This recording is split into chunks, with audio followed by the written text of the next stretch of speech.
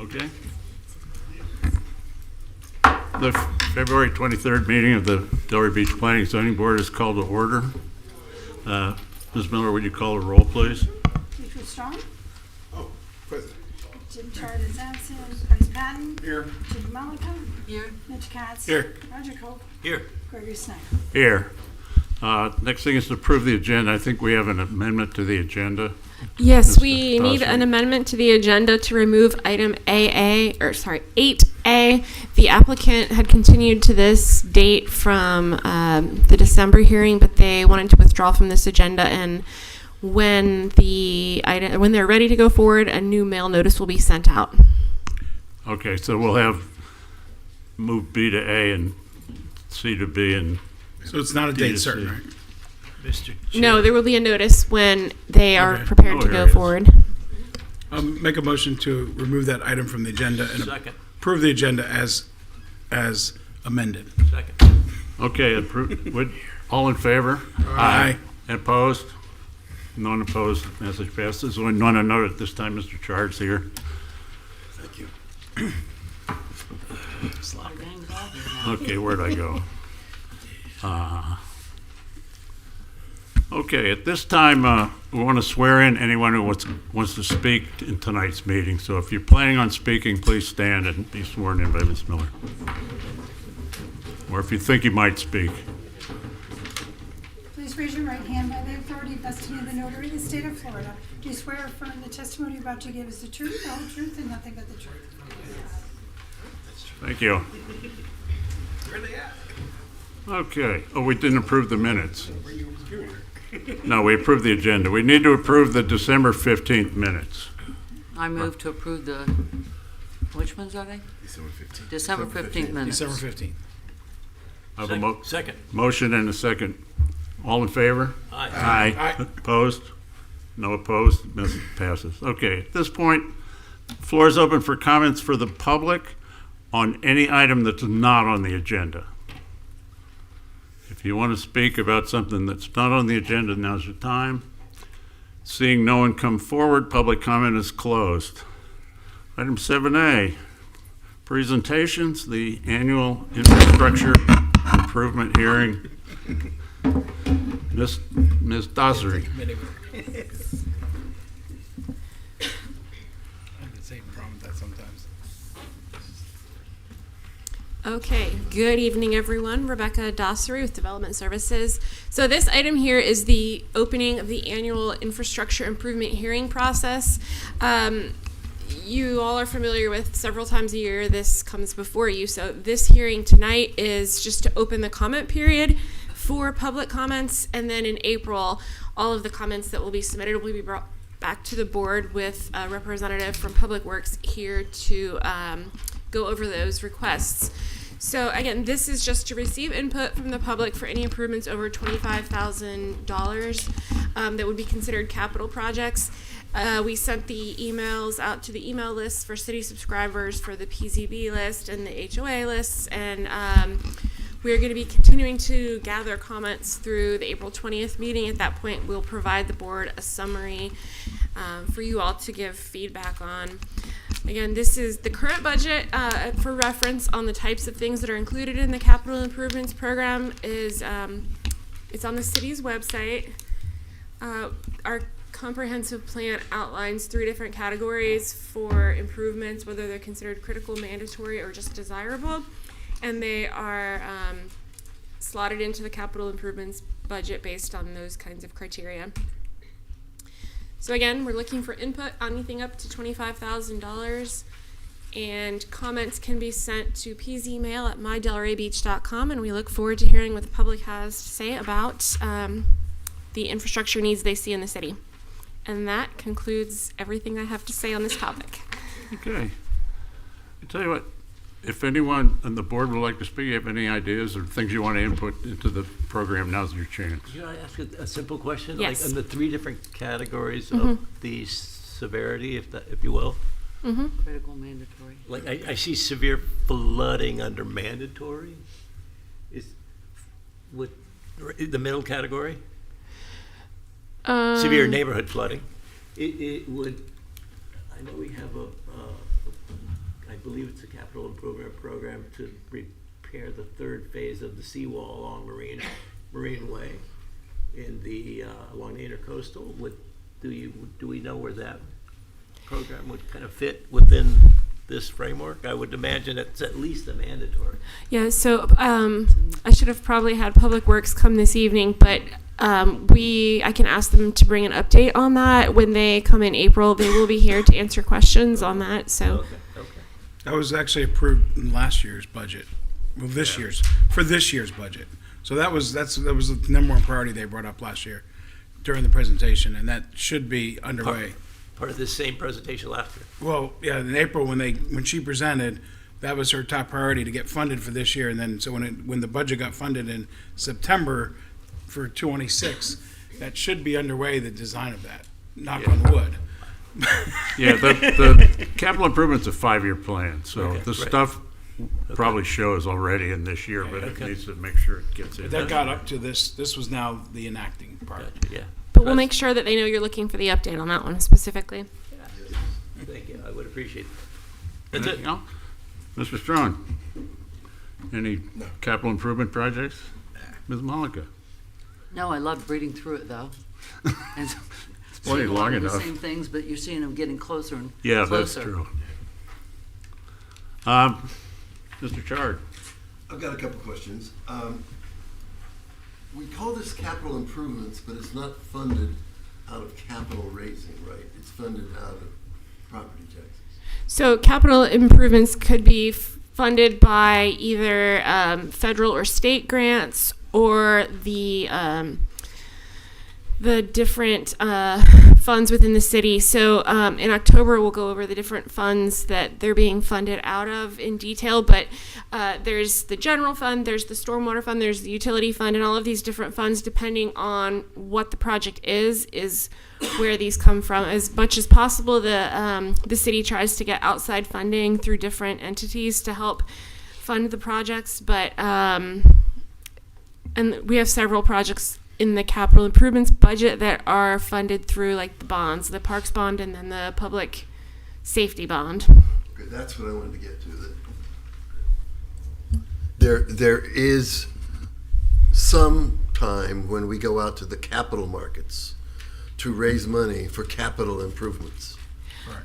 I mean, I believe yes, but in this context, the capital budgets is anything that's considered like physical, rather than like salaries for staff or ongoing maintenance. It's things that are the physical infrastructure of the city, so capital in that regards. But that may be a strategy the city uses. I think that they're capital improvements or capital projects means they're big projects. It doesn't mean, Right. it's not talking about where the money comes It's not from. like in the corporate world where No, but the CapEx, word capital doesn't refer to where the money Okay, comes from. Okay. For example, Barwick Road is on here. That's being funded by the MPA. It's being funded by federal Yeah. grants, all and kinds of and the grants. GO bond and the golf course bond. Well, those I understand, yeah. Yeah, okay. I had a couple of thoughts. One is seawall was brought up. Thank you, Roger. We have beach refurbishment on there. Why shouldn't we have coral restoration also on there? Just something I'm concerned. Yeah, I don't know the answer to that, but that may be something that is in the budget. I feel like I've heard reference to it before, but we'll make sure that we get that answered for you by the Public Works Okay. team. Secondly, we have, let's say, 100 abandoned parcels in the city. My friend to the left probably remembers the exact number, but I think it's probably around 150 or so. It's a bunch. And we once had an initiative to get rid of those, to sell them off or to give them to the next door neighbors or whatever. And a number of people said, why don't we make those parklets? Small parklets or little nature preserves. And that, if that were the case, that would be a capital improvement plan. That would fall into the capital improvement plan to some degree if there's irrigation or planting or something. Number three, you do have smart traffic signals down here. Number three is to to treat trees as infrastructure. They're very similar to infrastructure in that they last, hopefully forever, certainly for longer than a sewer pipe.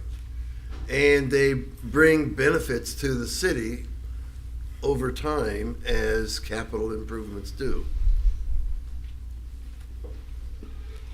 So why can't that be? For example, right now, we're not funding community greening to plant trees this year. Why would that not be? I know we have an in lieu tree fund, but why would that not be a capital improvement project?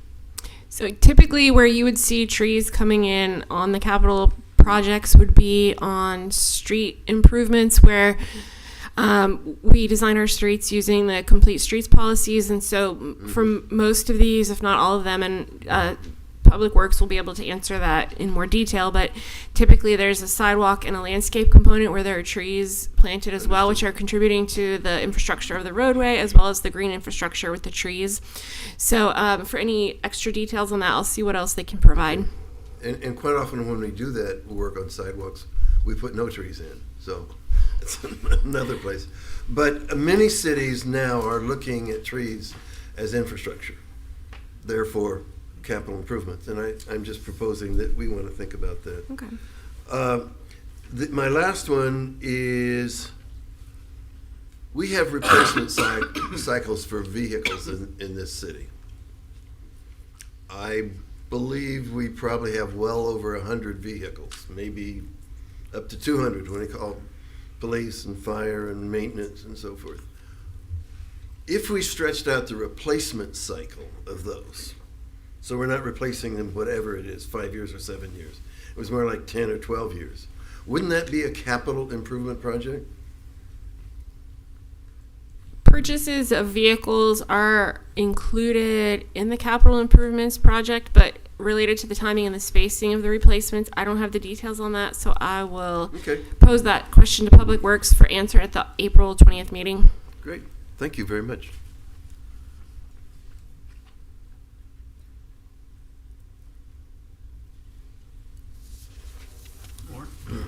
Oh, I'm sorry. I was resting. Oh. I leave. Am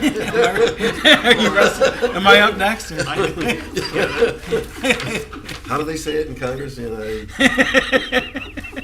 recognize the honorable gentleman to my left. Okay, Yeah. thank you. Mitch, can I ask something? You sure can. Was there, you mentioned the reef renourishment? I mentioned the beef Restoration. renourishment and the reef restoration. Was there reef restoration in prior years, or are you asked? Was it River Reef? We, in last year's budget, had $40,000 in the budget for reef restoration. Okay. And this year, we were going to have something in the neighborhood of $100,000, and it was excluded. So so it's been eliminated. Yes. For this year, at least. So, I'm just saying that should be recognized as a CIP project. yeah, I agree. I think that should go into the Comments. record as something we think should be included. Absolutely, we'll add that. Yeah. And there are some arguments against that, but we haven't gotten to that point yet. But it makes sense. Yeah, exactly. That's my point. Yeah. Yeah, we're just throwing things out. Right. Sure. The Barwick Road Bike Ped Phase 2, which was budgeted this year for the design and preliminary study and then to be constructed in 2029. I would just ask maybe to add more outreach meetings to the communities. There's a lot of skeptical, Skepticism? yeah, skepticism, that's the word I'm looking for, online due to the phase one and just a lot of, community, every commission meeting input on that.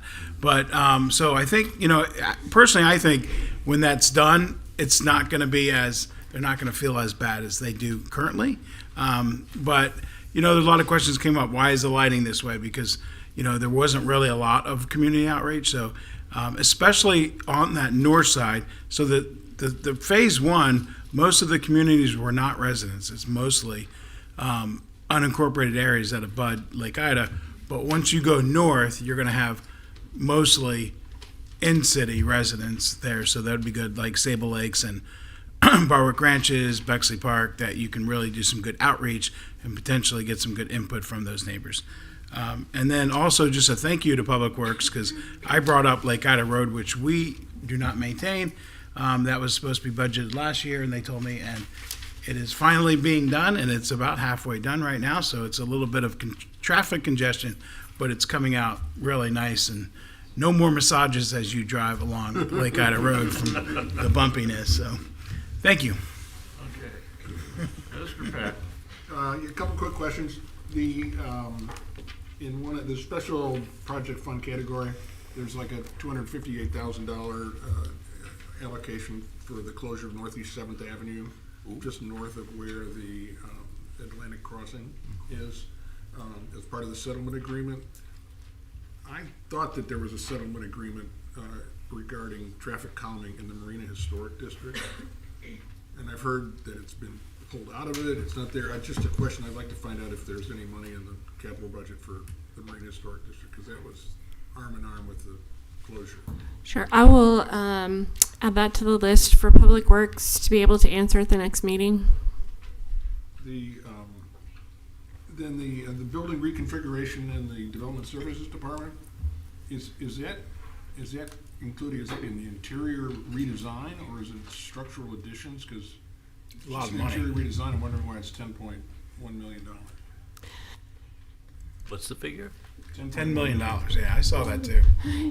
I was That's a lot of And this- interior. I was trying to look in the back It's to like see if your Anthea is still here, right? I hate So- to take away from your office improvement, but Well, I there's a lot don't of know money what for the interior. status is on that. I think we had been trying to work with an architect for a while on that. So, Be cheaper to build a new city hall than build a. right. So, redesign that. as you know, I mean, construction costs have all gone up. I don't have an exact update on that. These are just questions I'd like to Yes, ask. I will get an answer to that. And wait a sec. Oh, all the work in Tropic Isle. Sounds like Tropic Isle is sinking. The whole neighborhood is, and we're pouring another like $51 million into it. I'm just wondering if there's, I don't know why, it just doesn't seem like we're pouring a lot of money into a neighborhood that's the roads are all sinking and the infrastructure's all getting destroyed. How are we going to prevent it from happening again in 20 years? Or is it going to happen again in 20 years? That is a great question that all coastal communities are grappling with, but I can pose that question to Public Works. Thank you. And then finally, the $27 million improvement on the golf course, which is underway. I think this is probably a moot point, but there's been talk about trying to save that Chinese banyan tree that's along the canal. Lake Worth Drainage District wants us to take it out. If we moved it, could money to move the tree, which would probably be about $100,000, could that come out of that bond initiative, or would the bond underwriter not allow it? I don't know the answer to that question, but we can get that answered for the next meeting. It's a great idea. There are a couple of little things, but I'll just send those to. I'll just email Missy with those. Thank you. I'm done. Okay. And I actually don't have any this year, so All right. thank you very much. And for all of you and members of the public listening, if you think of anything else, you can email it to the that address, pzmail@mydelraybeach.com, and we'll make sure that we have responses lined up by April 20th. There is one capital improvement project that goes in every year, and I didn't see it in the list, and that's crosswalk in front of the Crest Theater. That a lot of people come from the parking lot, cross the street in the middle of the block there, and that was proposed to be a crosswalk. And I can't find it at all anywhere. I do know they have some intersection improvements planned, so that may be why it's not on there, but I will pose that question as well. Maybe it could be broken out so it Yeah. gets more attention. Get something else, Mitch? Nope. Oh, okay. So do we open this to public comment tonight or no? No, it's open to the public to email things or Gotcha. call it in or whatever they need to do to make their suggestions known. That's what we want. We're just trying, this is to get the word out for Gotcha. people to do it. Okay? All right, then, having finished that, we'll move on to quasi-judicial items. And I will read the quasi-judicial rules. This hearing shall be conducted in accordance with the City of Delray Beach quasi-judicial rules. The applicant and the city shall be permitted to present their case. The public shall be allowed to speak for 3 minutes each, or a maximum of 6 minutes if the person represents an organization or group of people who are present but agree not to speak. The board members and staff and the applicant may be allowed to cross-examine a witness. The city or the applicant will be allowed to offer rebuttal testimony. The decision to approve or deny an application or appeal may not legally be made upon personal views as to whether a project is a good project or not, nor may a decision be based on the numbers of citizens who support or oppose a particular project. The law requires that all decisions must be made on the basis of whether the project meets the requirements of law, the comprehensive plan, and the land development regulations. So, we'll move on to the new 8B, which is now 8A. If you would read that into the... The applicant is here to present, and I would like to enter this into the public record. All right. File number PZ 207-2025. Thank you. All right. The applicant's ready? Please. Oh, yeah. Is there any ex parte, Roger? No, sir. Spoke to a resident. Okay. I drive by it every day. I have none. None. I looked at it on Google Maps. Yeah. Did that. That counts. It's like a drive-by, right? Virtually. Kind of. All right. Please. Okay. Thank you, Planning and Zoning Board, for having me here today. My name is Claudia. I'm the property manager for Seagate Manor Condominium. Okay. And Is this is our microphone building. down there? Next slide, please. Oh, sorry. Okay. Today we have several of my residents here in support of the request for the variance of the cabana. Oh, okay. This is our cabana here. It's not up yet. So the reason why we request this variance for the cabana is because the cabana, it fosters camaraderie within our 55 plus community. This is a 55 and older community, of course, and it allows the residents to get together, have lunch, have dinner, have some drinks, and have a good time with each other. We currently have no shade in our pool deck area, and this allows residents and guests with skin conditions to enjoy the pool area as well, considering the fact that we have no shade. It adds value to the property. We have limited green space, so there is a deck here that we can have the cabana on so it doesn't compromise the green space. Our building was erected in 1969, which was prior to the current lot and setback requirements set forth. And it does not encroach on the adjacent properties because we are on a peninsula. And it does have removable fabric during inclement weather. So if there's a tropical storm warning or watch, we will be taking that fabric down.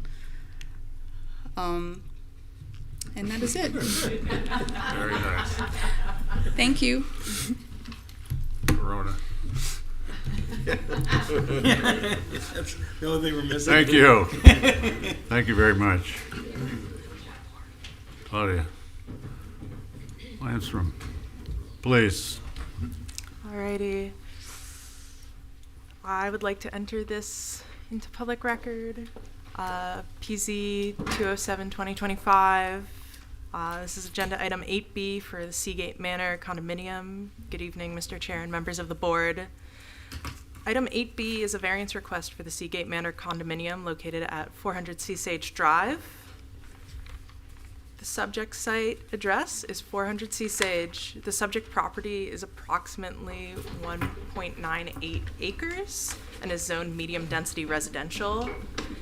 It is bordered primarily by the Intracoastal Waterway with water to the northwest and partially to the south, with residential medium zoning to the east and south. The property was developed with an existing multifamily condominium complex originally constructed in 1969. The site contains an 11-story residential building and an existing pool deck amenity area located towards the southwest portion of the property. Because the development predates the current land development regulations, the existing layout occupies much of the interior usable open area. The applicant proposes installation of a 12-foot by 16-foot pre-engineered aluminum cabana with a removable fabric roof. The structure is proposed on an existing impervious pool deck surface and does not expand the building footprint or impact required landscaping or open space calculations. Additionally, the cabana is, designed as a removable accessory structure rather than a permanent enclosed building addition. The required rear setback in the residential medium district is 25 feet. The proposed cabana would be located approximately 16 inches from the rear property line. The proposed location of the cabana encroaches into the rear setback and is seeking relief from LDR section 4.3.4H setbacks of the standards set within LDR section 4.3.4K development standards matrix. When adopting table 4.34A, the city recognized that certain building elements, when reasonable in scale and impact, may be permitted within the required setbacks. For example, a pergola may be permitted to encroach up to 5 feet within the required setbacks. The 2024 amendment clarified which elements may encroach into setbacks, preventing incremental overdevelopment and preserving open space relationships. While certain pergolas may encroach up to 5 feet, the structure exceeds the allowable height and includes structural supports, which triggers the need for this variance. However, similar to those permitted elements, this cabana functions as an accessory amenity structure and is lower in intensity than a principal structure. In another case of lower intensity accessory structures being allowed within setbacks, under LDR provisions, screen enclosures may have a 0 rear foot setback if separated by at least 50 feet of common open area. This property benefits from substantial common open area due to its waterfront location, where there is approximately 357 feet of open area to the west and 226 feet of open area towards the south. While this cabana is somewhat more substantial a structure than a screen enclosure, the significant separation provided by the Intracoastal Waterway mitigates potential visual and spatial impacts. To grant a variance, the board must make 6 findings under LDR section 2.4.11A5.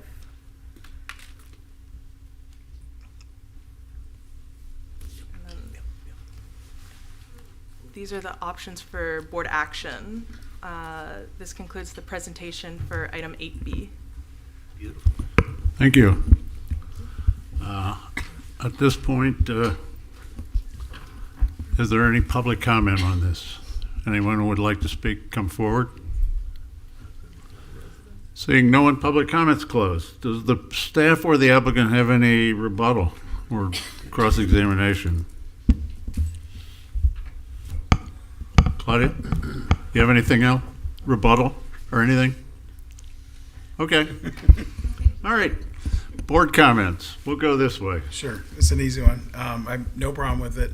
I want to compliment staff, though. I see they submitted this on 122 and it's already here in front of the board. Something simple like this. So great job in getting that right through and to us so they can enjoy this event. Mr. Chard. I don't really have any significant questions. Why Why are there trees around it? I know a big bang is why wouldn't you just put up, please come up. Yes. Big umbrellas that you could move around, that you could also take down in case of a storm? Because the cabana in that particular location, it allows for a larger space of shade. It's a 12 by 16 shade. And then getting a portable umbrella, it wouldn't allow for that much shade, so more residents can join under the shade. You could get two of them. I mean, I could, You gotta but move them around. well, And- you'd want to. That would be part of the value. Right. But they're 55 and older. it's a 55 and older community. They have staff. We're on the peninsula, and the sun is literally like it does this, Yeah. and then we would have to move the umbrellas consistently, and that is just a fixated structure that can protect us against the sun throughout the whole day. That makes Just want sense. to play their pinochle and mahjong. Could you bring him under control? Order. And how are the footings secured? They are bolted to the wooden deck. To a wooden deck. Yes, the material is called end deck. Okay. Do we have any idea of what wind force that can stand up to? I know you're taking the cloth off, but Yes, I believe it is rated for 75 mile per hour wind. okay. All right. Okay. No question. I mean, you can't see it from anywhere. My only question is, why isn't it bigger? It doesn't look like you can get too many people under there. But that's your choice. So. Thank you. No questions, I'm in favor of this variance. Mr. Strawn. No questions. Mr. Cope. That's exactly what I was going to say, Price. This thing should be 10 times the size. Thank you, Mr. Cope. Thank you. It's totally serious. It's an amenity that you have to have for the pool. Thank So you.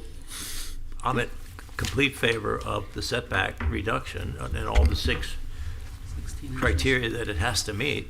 I'm fascinated that it's next to the shuffleboard court. The shuffleboard court probably gets used every day by teams and people, and we need way more shuffleboard courts in the city than, We need every a shuffleboard team. Yes. Every property should have a shuffleboard court. But I love the project. It could have been a tiki hut, but it's not. So it's a little tiny structure, could have been much bigger, absolutely in support of your application and Thank you. and the request for the setback. Thank you. It's an unusual circumstance. It's the rear, in this case, is along the water's edge. So, it's how can it negatively affect anybody back there? It can't. It's positively affecting everybody. Thank you. Yeah, I think it's great. My only question was about the anchoring of the thing, and that's already been answered. I guess you have as big a one as you can fit in that little space, but Do my anyway, best. I think I'm in favor. Can we get a motion? Move approval variance request for 400 Seasage Drive from LDR section 4.3.4 H4.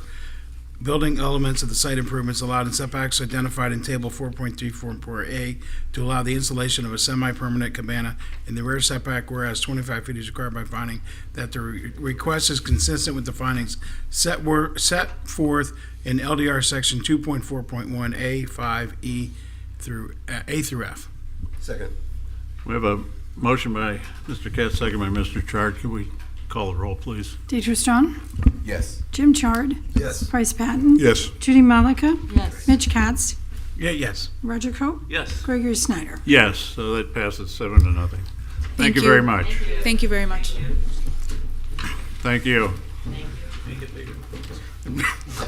Roger will be back to play a little shuffleboard. You're all invited.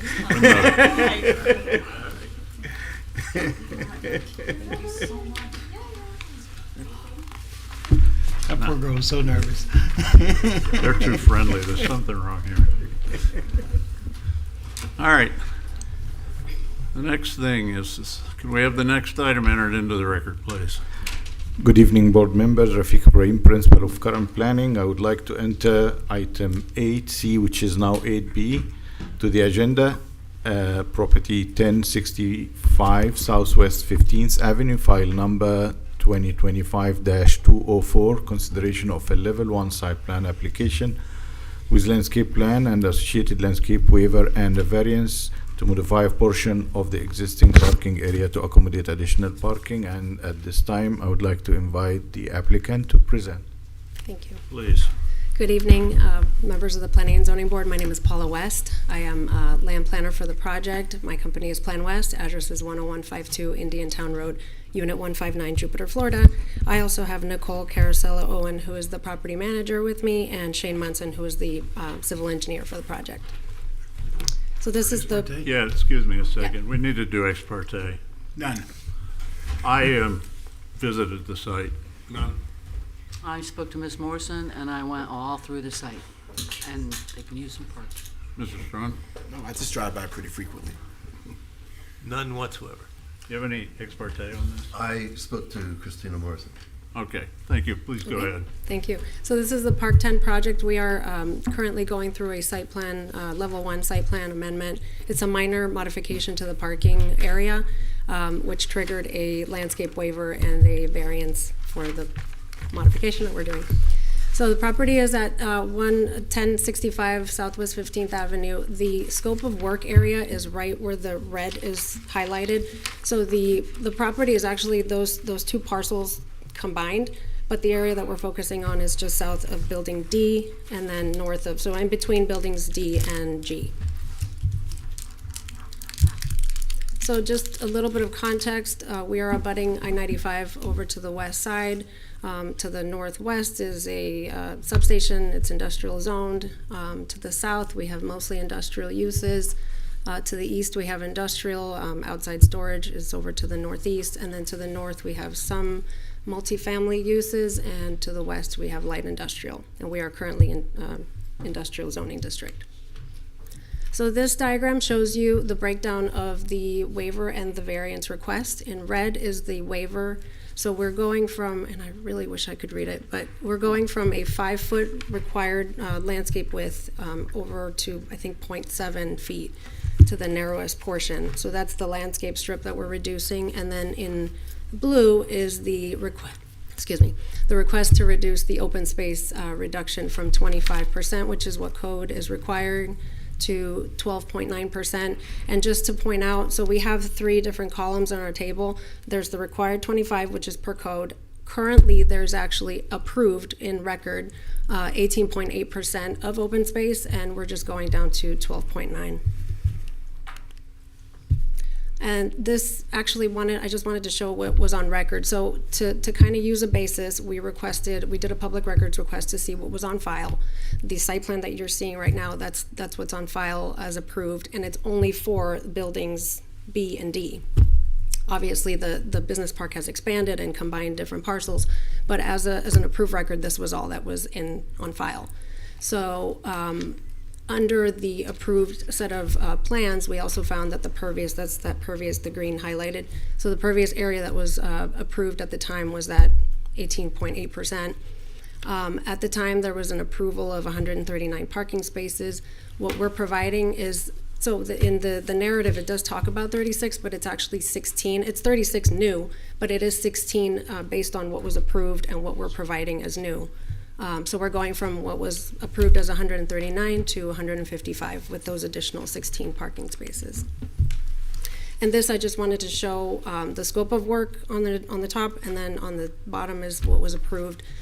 As you can see, the property line, and I wanted I wanted to modify my PowerPoint, but if you can kind of see where the property lines are, and I don't think I can highlight it. Can I highlight it with this? I can, with the little circle? Oh, okay, perfect.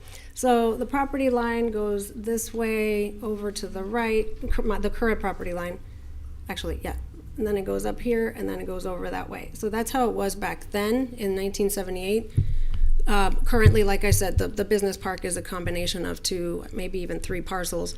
But as you can see, at some point from between 1978 and now, there was a change in the landscape row of parking on the south end. It was approved to have 5 parking spaces in that landscaped area just to the south of Building D. That never happened, but it was approved there. So what we're doing is we're actually putting parking spaces there where they were approved. And then on the row of parking that was approved, which is kind of odd that it's showing on the north side, it's actually currently on the south side, not on the north side. So these are just some pictures. So the top picture shows you that area where, so there's a massive landscaped area just south of that building D. There are no trees there currently. There's one palm tree that you can kind of see. Oh geez, come on, right here. And then the strip of parking, the row of parking, which right now has no parking. People are parking there unapproved, but there's no designated parking area. That's what we're actually improving today. And then at the bottom is just a couple of images, and then there's that palm tree, the one and only palm tree in that landscaped area south of Building D. I'll try to cover the standards as quickly as I possibly can. First standard talks about special conditions that are peculiar to our property. This is the scope of work area that we're working on is interior to the site. It is not visible from the exterior. It's not visible from any adjacent neighboring areas. The modification is happening to an existing property with an existing condition. So it's very difficult to make improvements if we're not building from raw land or just building from brand new. Interestingly enough, the city actually rezoned this property in 1990 with a citywide rezoning from LI, light industrial, to general industrial. So what that means is that the new businesses that are, not new businesses, the businesses that are operating out of there are now more intensive. They're not your light office type of uses. They're more, there are businesses that have fleet vehicles, trucks, semis, that kind of thing. So it does kind of present a challenge to this property, something that we didn't do ourselves. The site remains the same function, same uses, same circulation. Everything's still the same. We're not building a new building. Several of the warehouse, as I mentioned, warehouse businesses do have fleet vehicles, which need more parking. And then, of course, as I mentioned, the parking requirements are met. We're actually exceeding them. Second standard talks about the literal interpretation of the regulations would deprive us as applicants.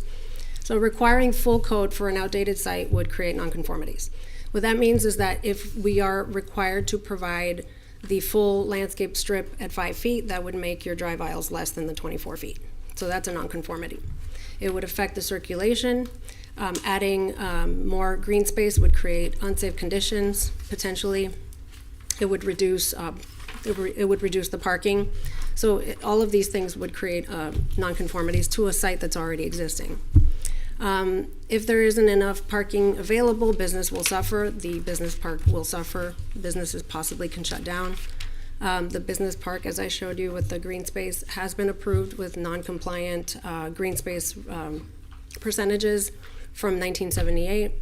The proposed modification does not diminish any public facilities. It doesn't impact utilities. We're actually improving the drainage, and I do have the civil engineer here to talk about that. And then the additional parking will service the uses within the complex that need as the business park has evolved. So next standard talks about these special conditions not being the fault of the owner. Again, as I mentioned, the rezoning was not something that the owner had anything to do with. It was already non-compliant at the time of approval from the public records. All the businesses in the business park have been approved. They've been vetted. There's no new businesses that are coming in. There's no businesses that are expanding that are essentially driving this hardship. And then, of course, I mentioned the zoning change. To the right, I have a snippet of an article that I think they have in their backup, I hope, but we submitted. And what that article basically just shows is that from 1982 to today, the sizes of the sizes of semis have increased because, and especially now, we're ordering everything, but the sizes from 1982 of semis and trailers and the cabs have increased, which then drives the sizes of your parking demand and your circulation. Next standard talks about the variance not giving a special privilege to the applicant that's denied to everybody else. We're only asking for 16 parking spaces.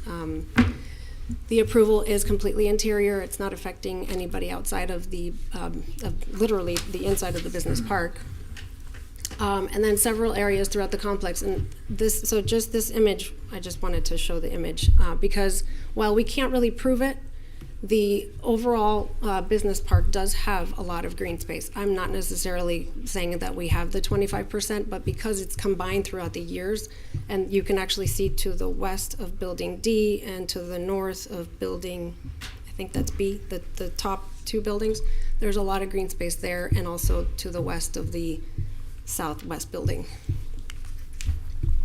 Next standard talks about the reasons, the minimum variance. So in order to avoid code violations and parking of vehicles in unauthorized areas, this is the minimum that we need. It's only 16 spaces, and we are only slightly reducing the pervious percentage by 5.9%.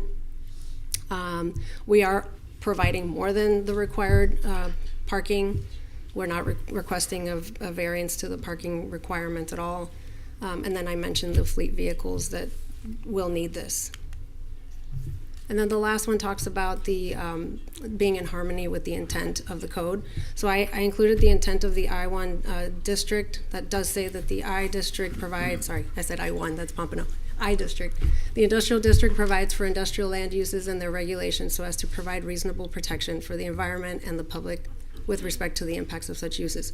So just to summarize, this request helps avoid code violations and parking of vehicles in unapproved areas, which unfortunately I see that I duplicated at the bottom.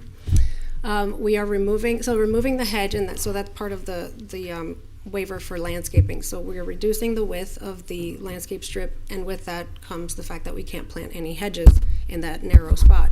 So removing the hedge actually opens up that parking area in the middle. With Nicole here, there has been several vagrancy and trespassing issues at the property that they have called the police department to come and help out with. That opens it up so that there's more visibility there. The landscape strip is still being provided between the parking rows. The location, again, is completely interior to the site. The modification improves the drainage of the area. And we're reducing nonconformities in the drive aisle widths and circulation. That concludes my presentation. And like I said, I have the property manager and the civil engineer here. Thank you. Ms. Rayburn. Good evening again, board members. I will try not to repeat, so that will go straight forward. File number 2025-204. You're acting on the level 1 site plan today with both the landscape waiver and the variance. So as the applicant explained, so it is both sides. So the address is 1065 Southwest 15th Ave, which is the property in the cyan, and then the green property is 1045. This is the overall, the Park 10, and this is important. I will explain more into the middle part, which is with the white dash. This is the affected area, which I included the area of it, which is 166 and 500 square feet. It's industrial, surrounded by industrial, except for the southeastern corner, which is actually not adjacent, but that's the closest MIC. And right to the, directly adjacent to the right, you have seen this side before, which is all county paving. And the history is important. So I included 2 aerial images here because the history will make us understand really the request, the variance request of the open space. So in February 1984, this is an aerial image. And this is now like 40 years from February 18, 1984. This is how it is, originally developed. And we want to understand more into the original development, so we'll look back into how it was platted. So the Park 10 was actually the L shape, which is the top north area of it. And then later on, with years, they started to add to the plat. So addition 1, addition 2, and addition 3. And the plat map of 1983 is included in the middle, and the site plan that the applicant showed is to the right of the screen. The site was developed in pieces, and this was a site plan I included the area of it, the affected area. So it was developed as a site plan as part of the addition 1, of the Park 10. 1980s, it was developed as multi-building industrial campus designed for truck access, designed for 40 years ago, demand, zoned industrial, formerly light industrial. The legacy layout limits the reconfiguration of the site. And here's the affected area with the calculations provided by the applicant and the open space as it was developed at that time, 40 years ago. So there are 2 requests associated with this application: a variance to LDR section 434K, relief from the open space requirement from 25% to 16%, and the waiver is to section LDR section 4616 H3K, relief from the required 5-foot landscape buffer between the off-street parking. We'll jump into it. And this is an existing image from the site of the affected area. And this is where the landscape waiver, 0.5 from one side and 0.7, and the applicant indicated that this is entirely inside the site, surrounded by different buildings from the warehouses, and there's a waiver reduction request. In order for the board to approve the waiver, you need to arrive at positive finding that it shall not adversely affect the neighborhood or significantly diminish the provision of public facilities, nor create unsafe situation, nor result in granting of special privilege. And the variance is to the open space requirement from 25% into 16%, reduction 9%. To LDR section 434K.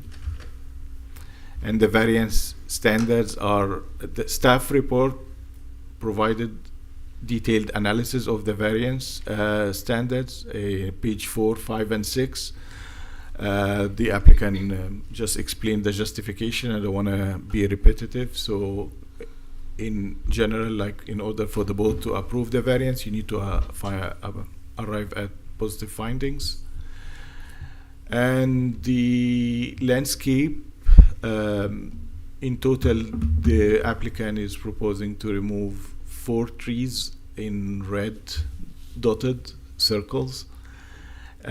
Just wanted to mention that the tree disposition attachment indicated or highlighted tree number A to be removed, but that's not, that's an error, so it's just remaining, so it's just an highlight error in the table, and the landscape architect will provide the updated one for certification if you choose to approve this. And this is the added trees, and this will conclude my presentation today and leave it to the board discussion. Thank you. Okay, at this point, if anybody from the public wants to comment on this, please come forward. Okay, seeing no one, public comments closed. Does the applicant or the staff have any rebuttal? No rebuttal. Okay. All right. Mr. Cope. I don't have any objections at all. I support it all. So it's the land planning and parking scenario that's driving everything. So the little tapered island in the back of the property that's not going to negatively affect anybody doesn't bother me, and they've given competent and substantial evidence that it doesn't. So the landscaping is so changed, it's so minimal. I'm in support of all of it. Great, thank you. Mr. Strong. Thank you, because I had some questions that weren't quite answered in the staff report. No offense to the staff, but you answered you answered all of my questions in your presentation. one of the things that was a red flag to me, and again, you answered the question, but when I read the staff report regarding the cabana, when we looked at the LDRs and the what would require A through F, staff seemed to have kind of given us the answer. But in this one, all of the in each of the subparts, the staff was saying that we had to make that determination. So that was a red flag for me because I wasn't sure if staff was saying that they couldn't, that you all didn't meet those qualifications as they had in the previous item that we had with the cabana. But again, you answered a lot of the questions I had, and I think, as you noted in your presentation, the fact that it's all interior and it doesn't really affect the outside, any of the outside visibility of the property and the outside landscape. It works for me, and I think the parking is definitely needed. People are already parking there, but actually having the permission there and the drawn out lines, I think, makes it a little bit more safer than what it is right now. So I'm all for it. Thank you. I have no questions. Thank you. Yeah, me neither. Mr. Chard. Does a site one, a level 1 site plan require a landscape plan? And if so, I don't see one that was submitted as part of the applicant's presentation. The level 1 site plan application is not within the purview of the Planning and Zoning Board. But because there is a variance request, so you're seeing this application today because of the variance.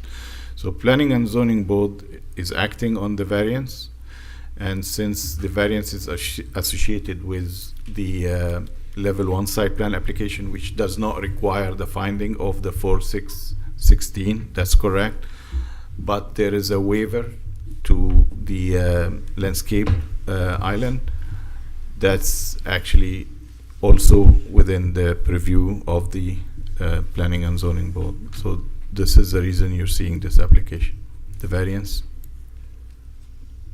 So I think you said that a site plan is not required in this instance? No, it is required. I'm sorry, thank you. A landscape plan. Landscape findings, so level 1 site plan application does not require findings for landscape section 4616 or architecture 4618. Okay, so do we know or can we know how many trees are removed, how large those trees are? We know. And what's replacing them? Yes, there is a tree disposition plan attached to the attachment, and the last slide shows what they propose. So That's they are over here, proposing to remove 4 trees, and But it's the same thing. all the colored ones are actually proposed to be planted, and there is a balance that will be towards a tree fund at the time of building permit. What was it that you said about tree number 8? Tree number 8 is this one. It was not. It's Sorry, let me. Does it? Sorry, the light. Yeah, tree number 8 is this one. Okay. So that was highlighted in the tree disposition plan as to be removed, but it's not correct. That's remaining. Can I jump in your time a little bit? Please. Can somebody explain to me what I'm looking at here? The questions are, I think, I'm interested in the same thing Mr. Chard's interested in. Can you tell me what's being removed and what's being planted? Yes. So if they're very light, but if you see the red dots, do you see the red dots kind of on the 3 red dots, the yeah. 3 red dots, and then Oh, I sorry. think there's one other one somewhere else. But Oh, those I are see the it ones, up in the other side, yes. those are the ones that are coming out So, because we can't plant them with the new so proposed that's layout. coming out. Yes. And The those one, 3. obviously, the number 8 one is going to stay. And what kind of tree is that? Oh, I wish I had the tree disposition plan in front of me. So we did with the level 1 site plan, we submitted a landscape plan, tree disposition, irrigation. Okay. Yes. We just don't have it. So the gray circles are, Do you know if those are relocations? Sorry, I'm gonna consult with my engineer. Grays are new. They're I guess. They're yellow on, Grays Well, are- yeah, they're in this thing, they're yellow, but those are new trees of full, I don't know, shade trees of some, I don't know what, you don't know what trees they are? We Yeah, didn't bring the black landscape olive. plan, but Yeah, Can please. Can I Black see it? olive tree. Oh, thank you. What did you say? Black olive. Oh, black olive, those are new black olives. And what are the green ones? Those are terrible. Sorry. I'm trying to look I don't at think my- that's correct. The existing red ones are black olives, and the new trees will not be black olives. 'Cause Okay, Thank you. That's way better. That's a way better answer. Yeah. good, the black olives are not what's wanted. right. They're wreaking havoc right now, so that's part of the reason why we're No, taking I'm them out. serious. No, and he agrees, I and they're don't think we taking have the them out. planting plan, but the gray, purple, and green are new plants. Okay, I think that's an adequate answer for me as far as it goes. but what are they and how big are they? Well, we do have an approved landscape plan. I'm sorry I didn't bring the landscape plan, but I couldn't tell you what exactly they are. I thought we approved the landscape plans. Who We don't because it's a level one. Is It's that- staff. The staff Staff. approved We the do not have landscape to approve plan. it. We're The- only given the variance. The staff has approved the landscape plan through So the can site plan staff tell process. us what the trees are? The ones that are coming down, Jim, or the new ones? Both. Black olives are coming out. We know black olives are coming down. Huh? Size matters. That's a true decision. Yeah, that's the tree. Although I think we're quibbling.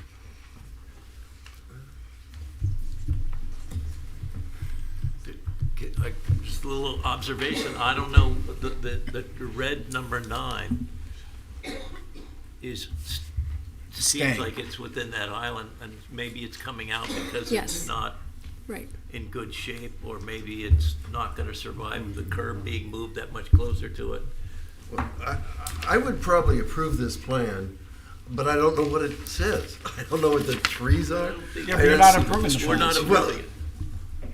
Probably black olive. Okay, Oh, okay. that's Yeah. a point. So tree number 9, the one in the island, Yep. is a foxtail palm. Is it what? It's a foxtail palm, and it is in good condition, but unfortunately, it's kind of in the way. Easily moved, easily moved. But that, we're getting outside of our scope. Yep. All right, we should ask him if we can. Do we know what the purple ones are? I might ask staff to clarify that, just because the motions in the staff report state that you're approving the level 1 site plan and landscape plan. So that is before you, not just the waiver and variance.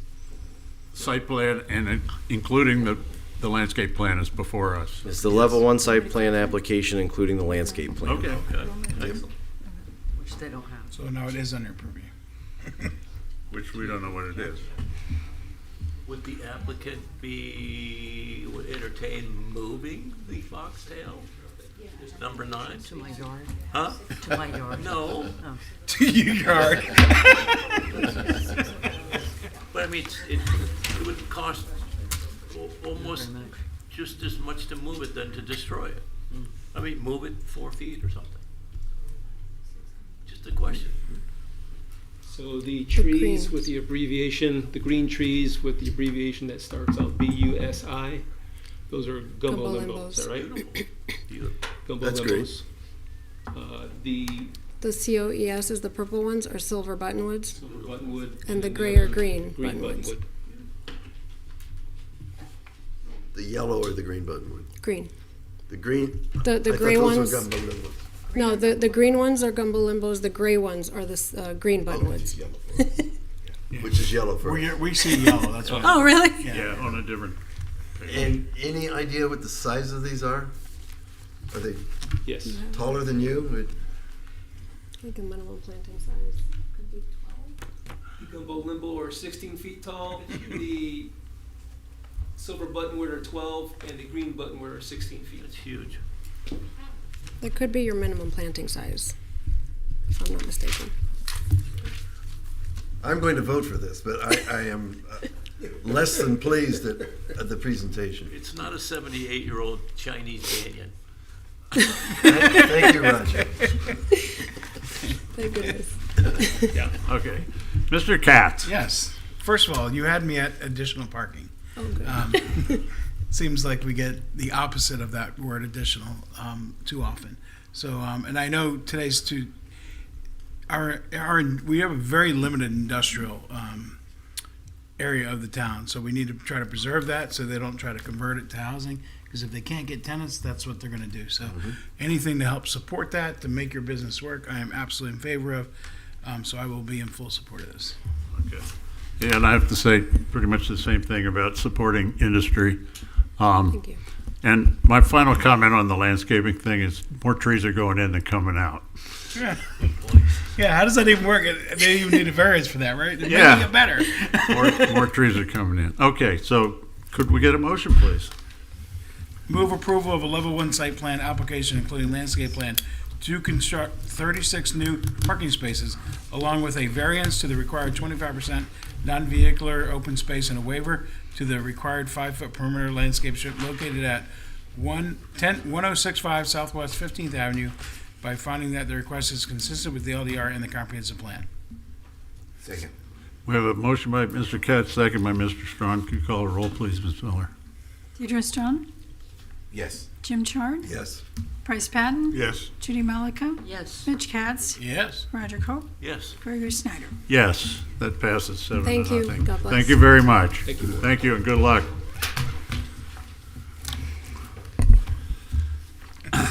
Okay. We got Oh, I made the motion. one more. Deidre. Well, Huh? Deidre, me. Thank you. You made the second, right? Yes. Yeah, he meant it, yes. Sorry. Can I use this?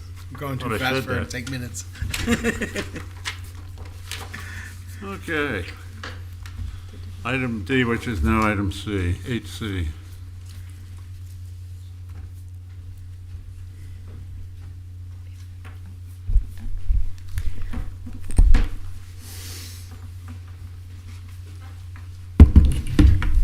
Good evening, board members. Alexia Howell, senior planner. For the record, I'd like to enter file number 2025-082 for level 4 site plan, architectural elevation, landscape plan with one waiver, one relief, and a determination of adequacy at 398 Northeast 6th Avenue. And the applicant is here tonight, Bradley Miller, to present the presentation today. Thank you. Okay, great, thank you. And ex parte, 0. None. I visited the site. None. site visit. None. None. Thank you, Mr. Miller. Thank you, Please go Mr. ahead. Chair, board members. Bradley Miller of Urban Design Studio. I am the land planner on the project, and we also did the landscape plan in-house. And I've got Ellie De Vega with me, who is with REG Architecture, as well as Kyle Duncan, who's our civil engineer with Simmons & White. So this is a site that all of us know of, the site across the street from Walgreens, at the southwest corner here of southbound Federal Highway, 6th Avenue and 4th Street. And up in the top right there is what the existing conditions is. When I read through the excellent staff report, I thought I was surprised, as I think 1946 that building's been around, so it's a long time. So what we're proposing here tonight is a level 4 site plan for new development on that corner. We do have a waiver. There's two things, but it's all kind of combined into one waiver, which I will go over. And so your role here tonight is a recommendation on to the City Commission because of the waivers, interestingly. So I switched this. This used to be my first slide, and then I switched it, and I said I need to show the before and the after. It was quite a difference. Yeah. And the CBD district, which this is in, emphasizes the corners of buildings and locations and accenting those and extenuating them. And I think REG did a beautiful job of doing this with this new structure. This is Art Deco style, which we had to take to City Commission beforehand, and we did get their approval to continue with that architecture. So this is looking looking at the entry corner and the lobby. Sixth is going to the left-hand side of the screen, and fourth to the right. The site plan here is laid out. We've got access is coming off of the alley into our parking lot. We've got 1,169 square feet of commercial retail space on the ground level. The lobby is right there at the immediate corner. Then there's some storage areas that also have some I'm going to call it torture the architecture stuff. That's why LLE is here. There's some faux windows on that north side as well. The little insert that I have with the colors is showing the pedestrian zone that's part of the CBD requirements. We have a curb zone that comes right off of it, and then pedestrian, which is all pedestrian area, which we have, and then our landscaping strip that goes along the face of the building. It does look like this shifted a little bit, but that's the intent. Ground floor level, the blue is the lobby, so you enter into that front lobby as a resident. The retail space that's in red has its own entrance that's into the building, so you're not, again, blocking pedestrian circulation. The purple are these the storage areas for residents, and then we have some bike storage, which I've highlighted there in yellow. Within that, we've got there's, I think I need to go back. With the parking, we have 20 parking spaces. Again, access is coming off the alley. There's 12 of those spaces that are tandem spaces. Those will be designated for residents in the building, and then there will be 2 also for one additional resident unit, and then the rest are for the commercial and guest spaces. We worked hard with staff, contrary to the submitted in January and here in February application. I think we maybe submitted in January of '24. But this has been a very critical project, with it being a very prominent corner in the city, and we recognize that. And Alexia and staff have been great to work with to get through it.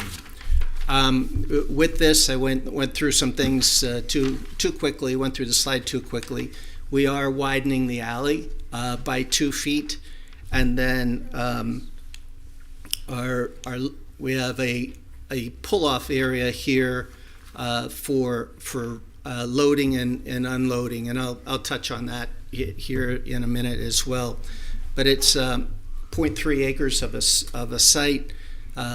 Loading and unloading is going to, if there's a tractor trailer type of vehicle that's going to bring things, and we had to accommodate that, there would not be a project. It's just that simple. It's the site's just too small to accommodate any vehicle of that size to be able to come onto site and circulate through it.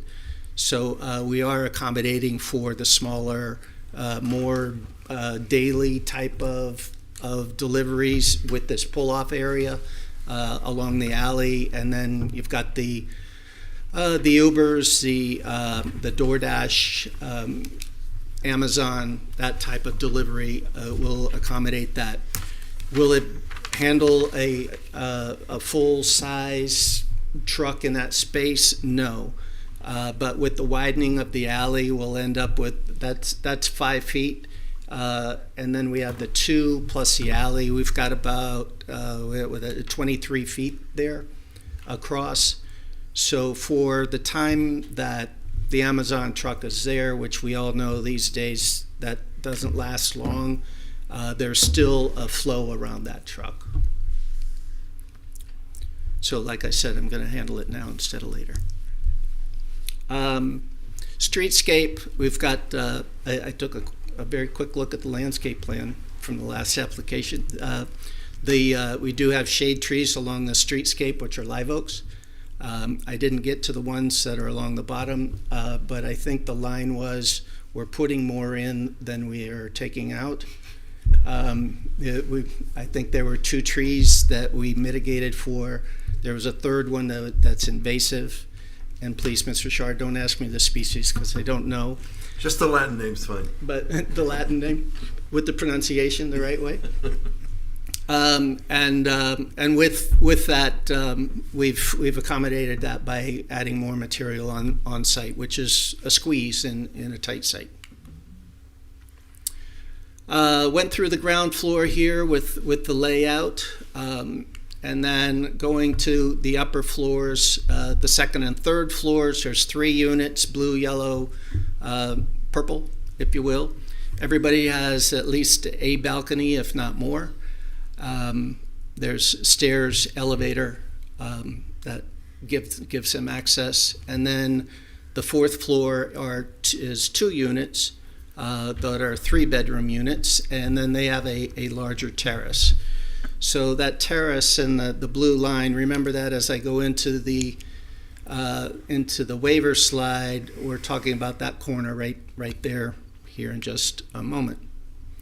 Up on the roof deck, we've got an amenity deck there for the residents that's self-explanatory, a swimming pool and landscape pergola area for the residents to use. Architecturally, again, Art Deco style, which I'm not great at with the flowery language that the architects typically have, but it factors in the features. The glass block, I know, is something that's prominent in that. We've got the terraces and the curved lines that go around. That carries around to the sides of the building. This is the north side of the building and the streetscape along there with some eyebrows and the railing for the balconies. This is the east side of the building, more of the same. You can kind of catch a glimpse of the roof amenity there.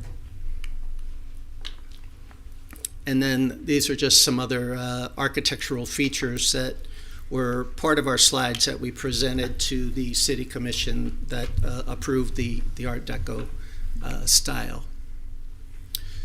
The things in addition to the site plan that this is, and correct me if I'm wrong, Alexia, but I think this part is in your control tonight, the purview for this feature. Is that right? No? Okay. Like I said, no. It's not, but we would like your recommendation to do it. This is a tower feature that is, again, part of the Art Deco style. The setback criteria, once you go above the 3rd floor, and she'll correct me if I say this the wrong way, as even this afternoon we were going back and forth on it, is once you go above the 3rd floor, you have to be at 20 feet. And this feature is within that 20 feet. And then where the glass is, right here, and that corner, or that curve encroaches by 2 feet, 2 feet 1 inch into the 20-foot setback. Where this comes from is part of the requirement of the application is we have to dedicate the corner clip for the road, which push the setbacks in, and our setbacks are then measured from that corner clip. So for this feature, all of that, as you go around the corner, even the blue area is going to still be a paved area. It's just area that we can't have landscaping or anything within there, any improvements that block the visibility. So this is the waiver that we're asking for is going from 20 feet that's required, which is shown there with the red dashed line, to 17 feet 11 inches to continue that architectural style of the curve, and also to allow for the tower feature that's above it. That tower feature is not only architectural feature, but it also separates the 2 terrace areas from the 2 units. So it's, the other choice is you throw up a boring wall. This is a decorative wall. to make that separation. So I really do want to compliment Alexia for the staff report. I thought it was excellent. We had a lot of back and forth of how can we do it. It's a small site.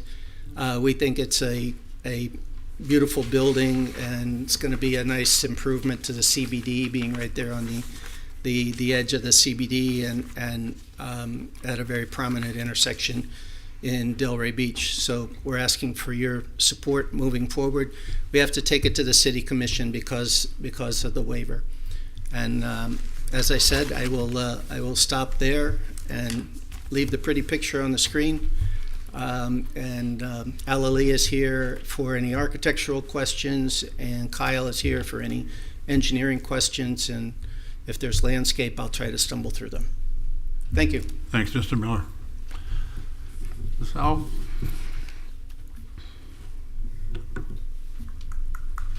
Security alert, oh my God. Okay, good evening, board members again. Let me get my bearings here. This is gonna work. Yes, okay.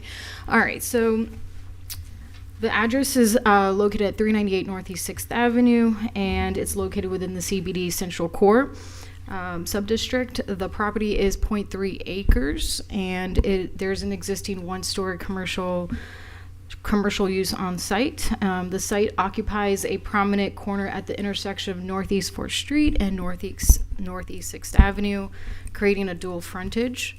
Northeast 6th Avenue is identified as a primary street on the regulatory plan of the CBD, meaning it's intended to create and shape the character of the downtown to create a walkable, active streetscape.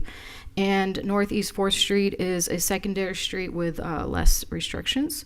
Abutting to the west is the alley, which is an important asset to the CBD, performing many functions. The applicant is proposing a mixed-use development with 8-unit residential and retail at the ground floor. The maximum dwelling unit allowed is 30 units per acre. The applicant is proposing 8 units, which totals at 27 dwelling units per acre. So here's a street view of the existing commercial building constructed in 1946. As you can see, it's at the corner. And it's located within the CRA sub-area number 2 and the DDA district. So upon the proposal of this application, the proposed Art Deco was considered at the City Commission and granted approval on June 16 of 2025.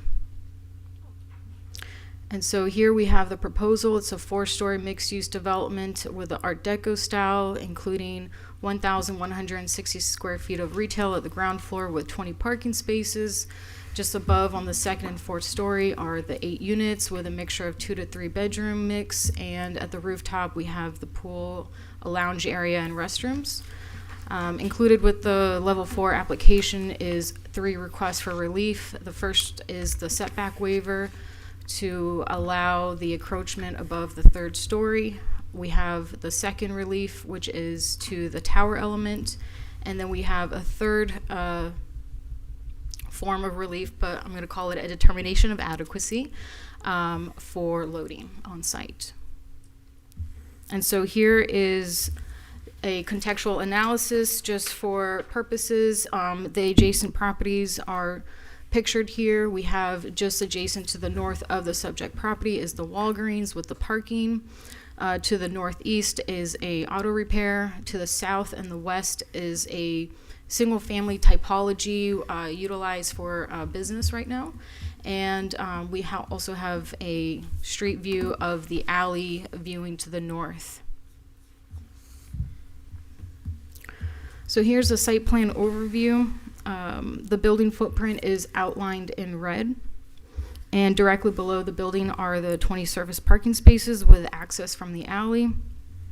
So the configuration and placement of the structure is strategically designed to frame that corner of the site to accentuate the prominence of that intersection and to enforce the strong presence the strong corner presence, but also just activate that pedestrian experience and reinforce a stronger location at this area. This is further reinforced by the active frontages, which includes the prominent lobby entrance at the corner with a retail frontage along Northeast 6th Avenue. This is further reinforced with a 15-foot streetscape design, including a 4-foot curb zone, 8-foot, at least an 8-foot sidewalk with a 6-foot pedestrian clear zone, and street trees, continuous street trees, creating a canopy shade surrounding the development. The proposal also includes bicycle spaces, 2 on the exterior, and then 5 spaces interior of the lobby for the residents. The management of waste is contained within the structure in the trash enclosure, identified in those gray boxes. There is a trash chute for the residents, and then there's also 2 dumpsters, one for the residents, one for the commercial, as well as recyclables.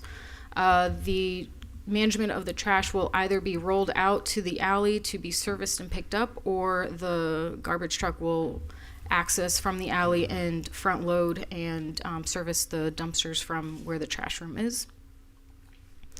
As part of the request, there's also a 2-foot dedication required along the alley with a 10-foot by 10-foot corner clip, as is highlighted in yellow. And there's also a 20 by 20 corner clip at the intersection of Northeast 4th and 6th Avenue. As part of the proposal, loading is also required on site, and it's shown and highlighted in blue right there for you. And here's a quick overview of the second and third floor. So really quick, any new development that comes in has to be analyzed into the performance standards of Chapter 3. So that consists of land use, concurrency, compliance with the LDRs, and consistencies with the comprehensive plan. So I'm going to go over that really quick because overall there are no issues with meeting those performance standards, but I will go over that really quick. So overall, the land use and concurrency are met.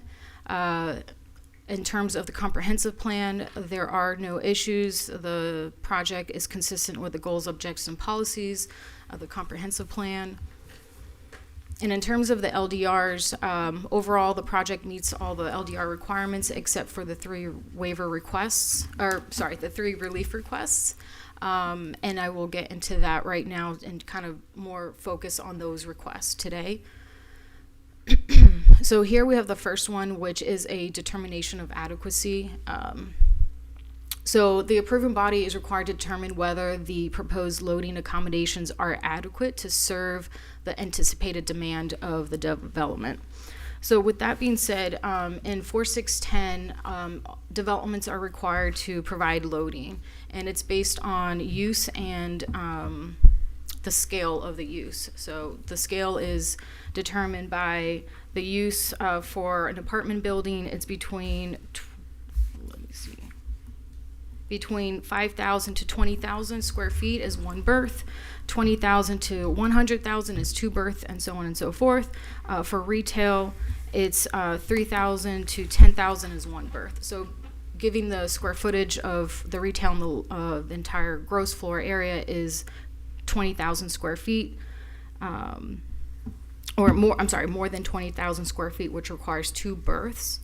The applicant has provided a loading demand statement that kind of identifies the reason why the guidelines are not met.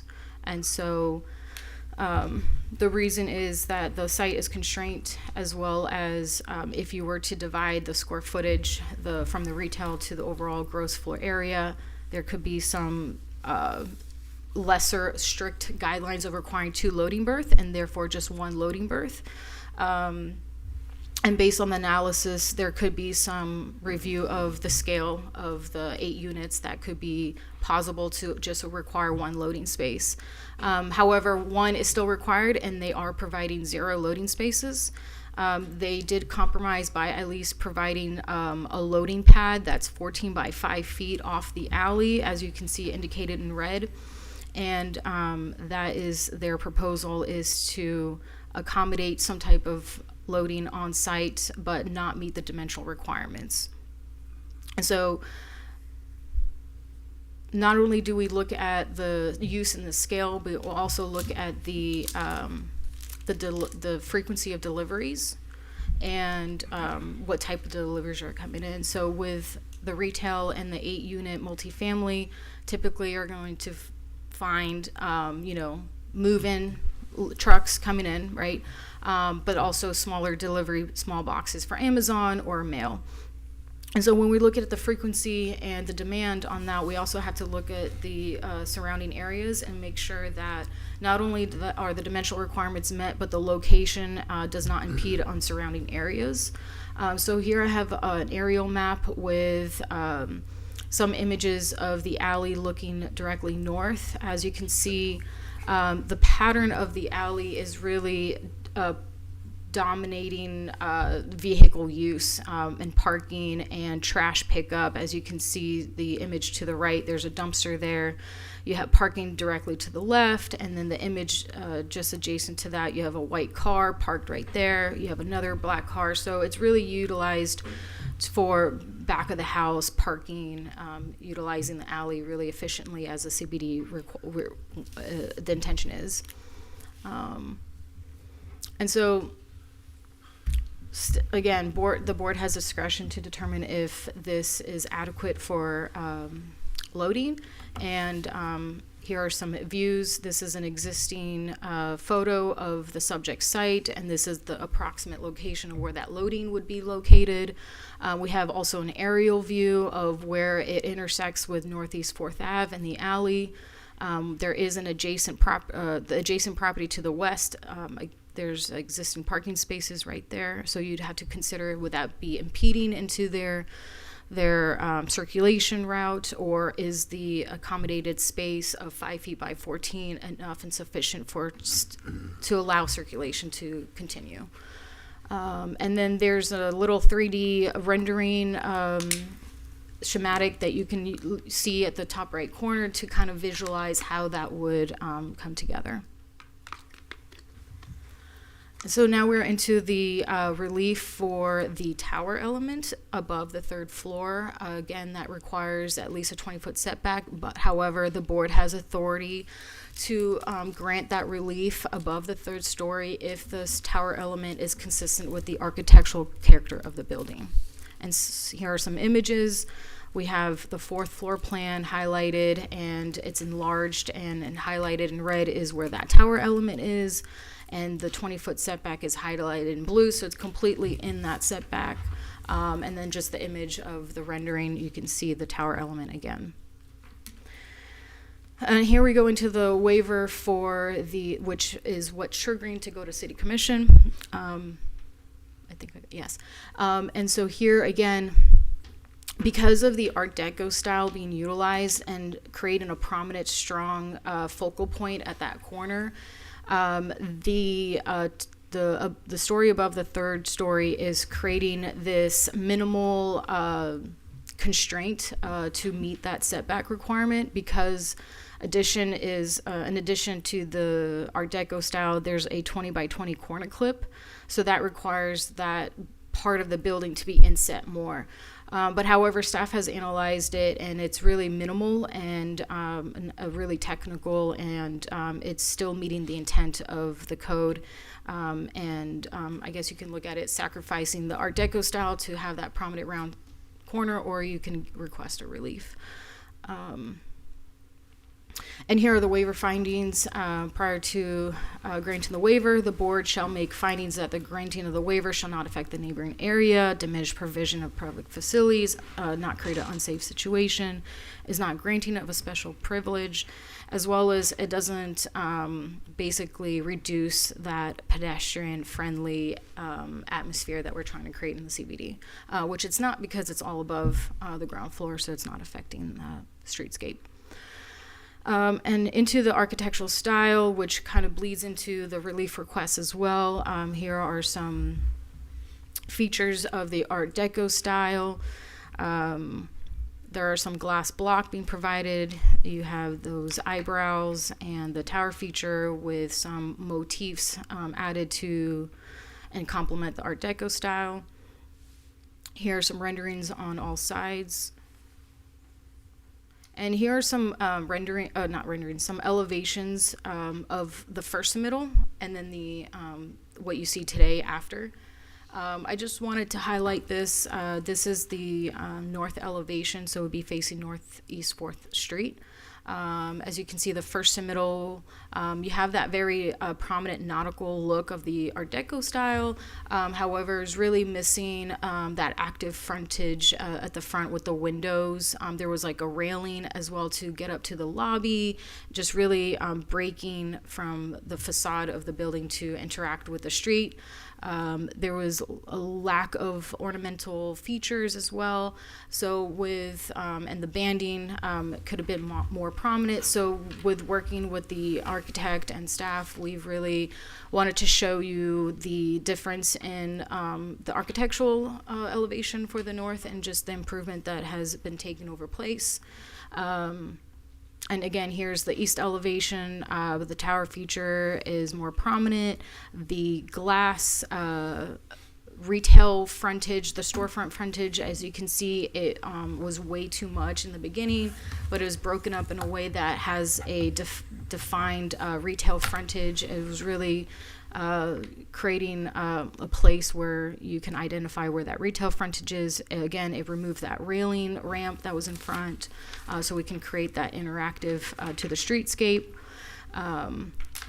And the west and south elevation, I won't get too much into it, but we did hone in on that south elevation, which is the bottom right corner. They added this beautiful motif, not a motif, yeah, I guess, no, it's not a motif. Yeah, motif feature, just to really dress up that south elevation. So as you drive up from Federal, you see this beautiful facade on the south elevation. And again, here's just a really quick representation of how well this was executed to show the base, middle, top. It really shows the balance and harmony and symmetry of the execution of the Art Deco style. And then the board has criterias 24618 that the proposal is in conformity with good taste, quality, and harmony with the surrounding area. And our favorite part is the landscape plan, because we all know now that the removal of trees are less than the actual trees being provided on site, so it's a plus. So basically the removal of 2 trees and 1 invasive is mitigated by 4 silver buttonwoods, and the removal of 12 palms are mitigated by a tree in lieu fee. But overall, there are 15 trees being placed on site, so 12 are added from the 3 that are removed. And this is going to be continued at the City Commission on March 9th, TBD, and here are your board options to approve with conditions or deny or continue with direction. Okay. Thank you very much. At this point, anyone of the public who wishes to speak should come forward. Oh, my. Well, seeing no one, public comments closed. Surprisingly.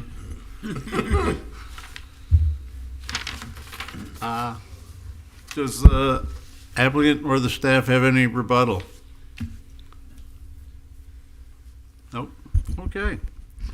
Board comments. Where should we start? Roger? I'll jump in. Please. Well, I mean, it's incredibly handsome opportunity, buildings, design, and site. Very high profile site. And like maybe at least 2 people have said before, I want to compliment the staff report and Alexia on her hard work and the depth of the analysis on the project is really extraordinary.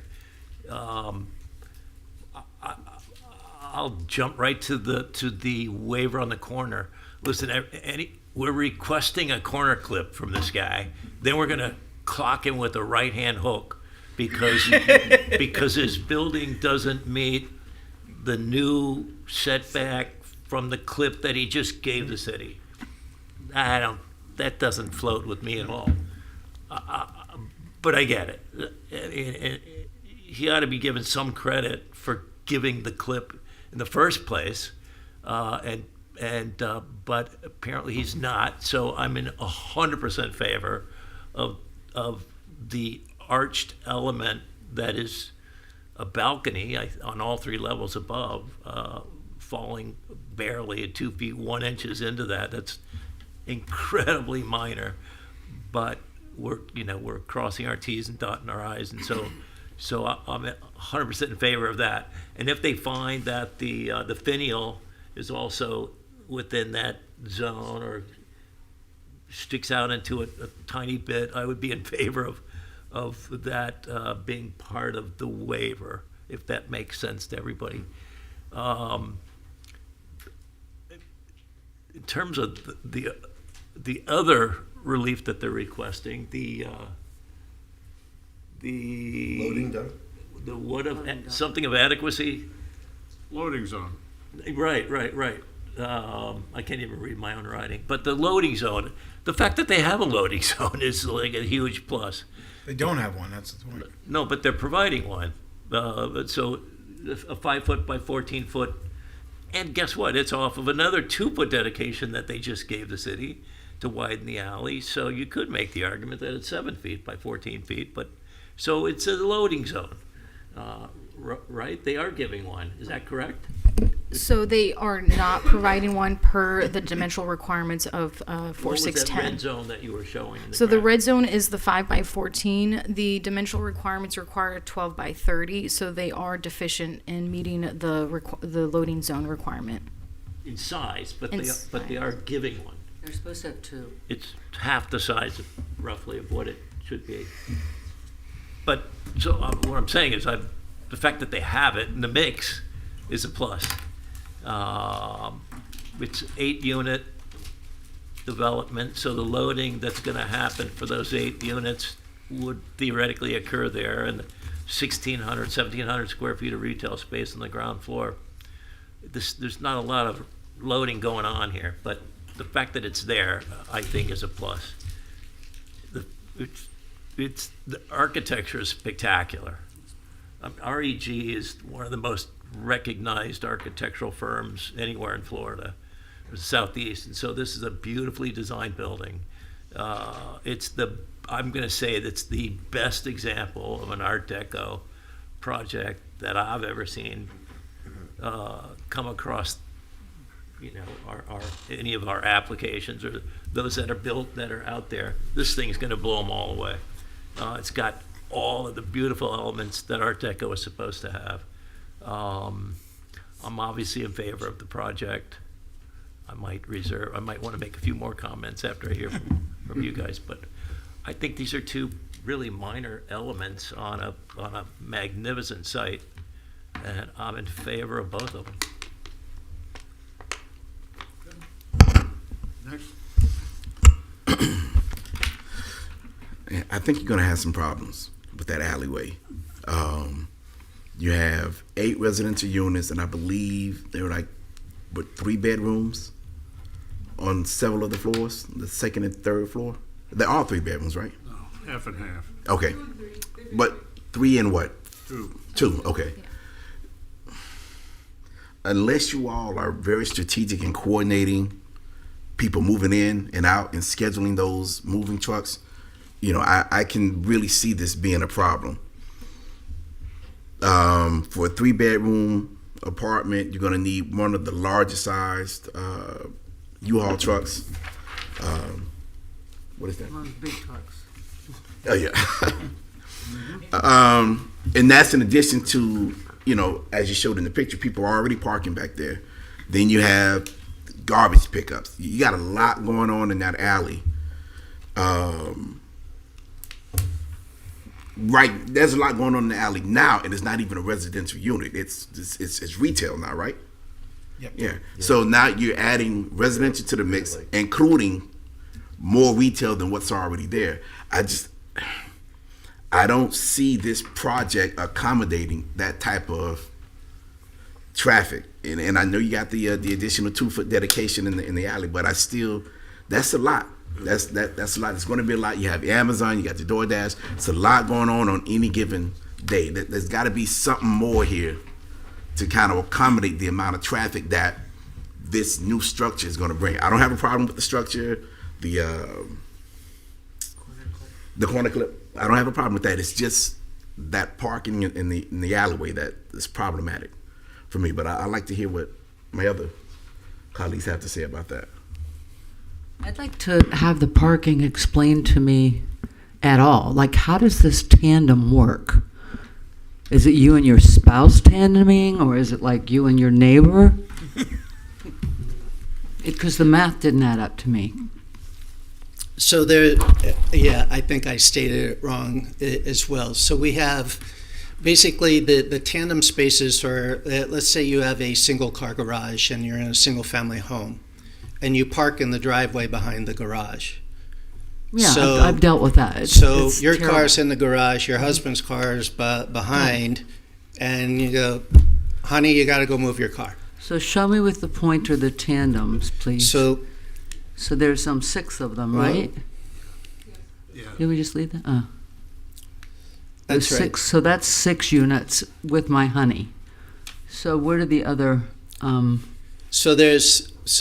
these two would be for one unit. right? These would be for another unit. Third unit, fourth, fifth, sixth, and then there's 2 here and 2 here for 7 and 8. So where's the retail? The retail then is, actually it's very minimal. I think there's only 2 spaces required for the retail. And then we have the handicap stall. So they're all there. It's just that because of the tandem space and again, it's a lot size thing to be able to. No, I understand your to- size restricted with the Yeah. parking lot, but that looks, Yeah. So that's how it's becoming more prominent. I'm seeing it more and more as, especially in the downtown-ish types of developments, it's happening.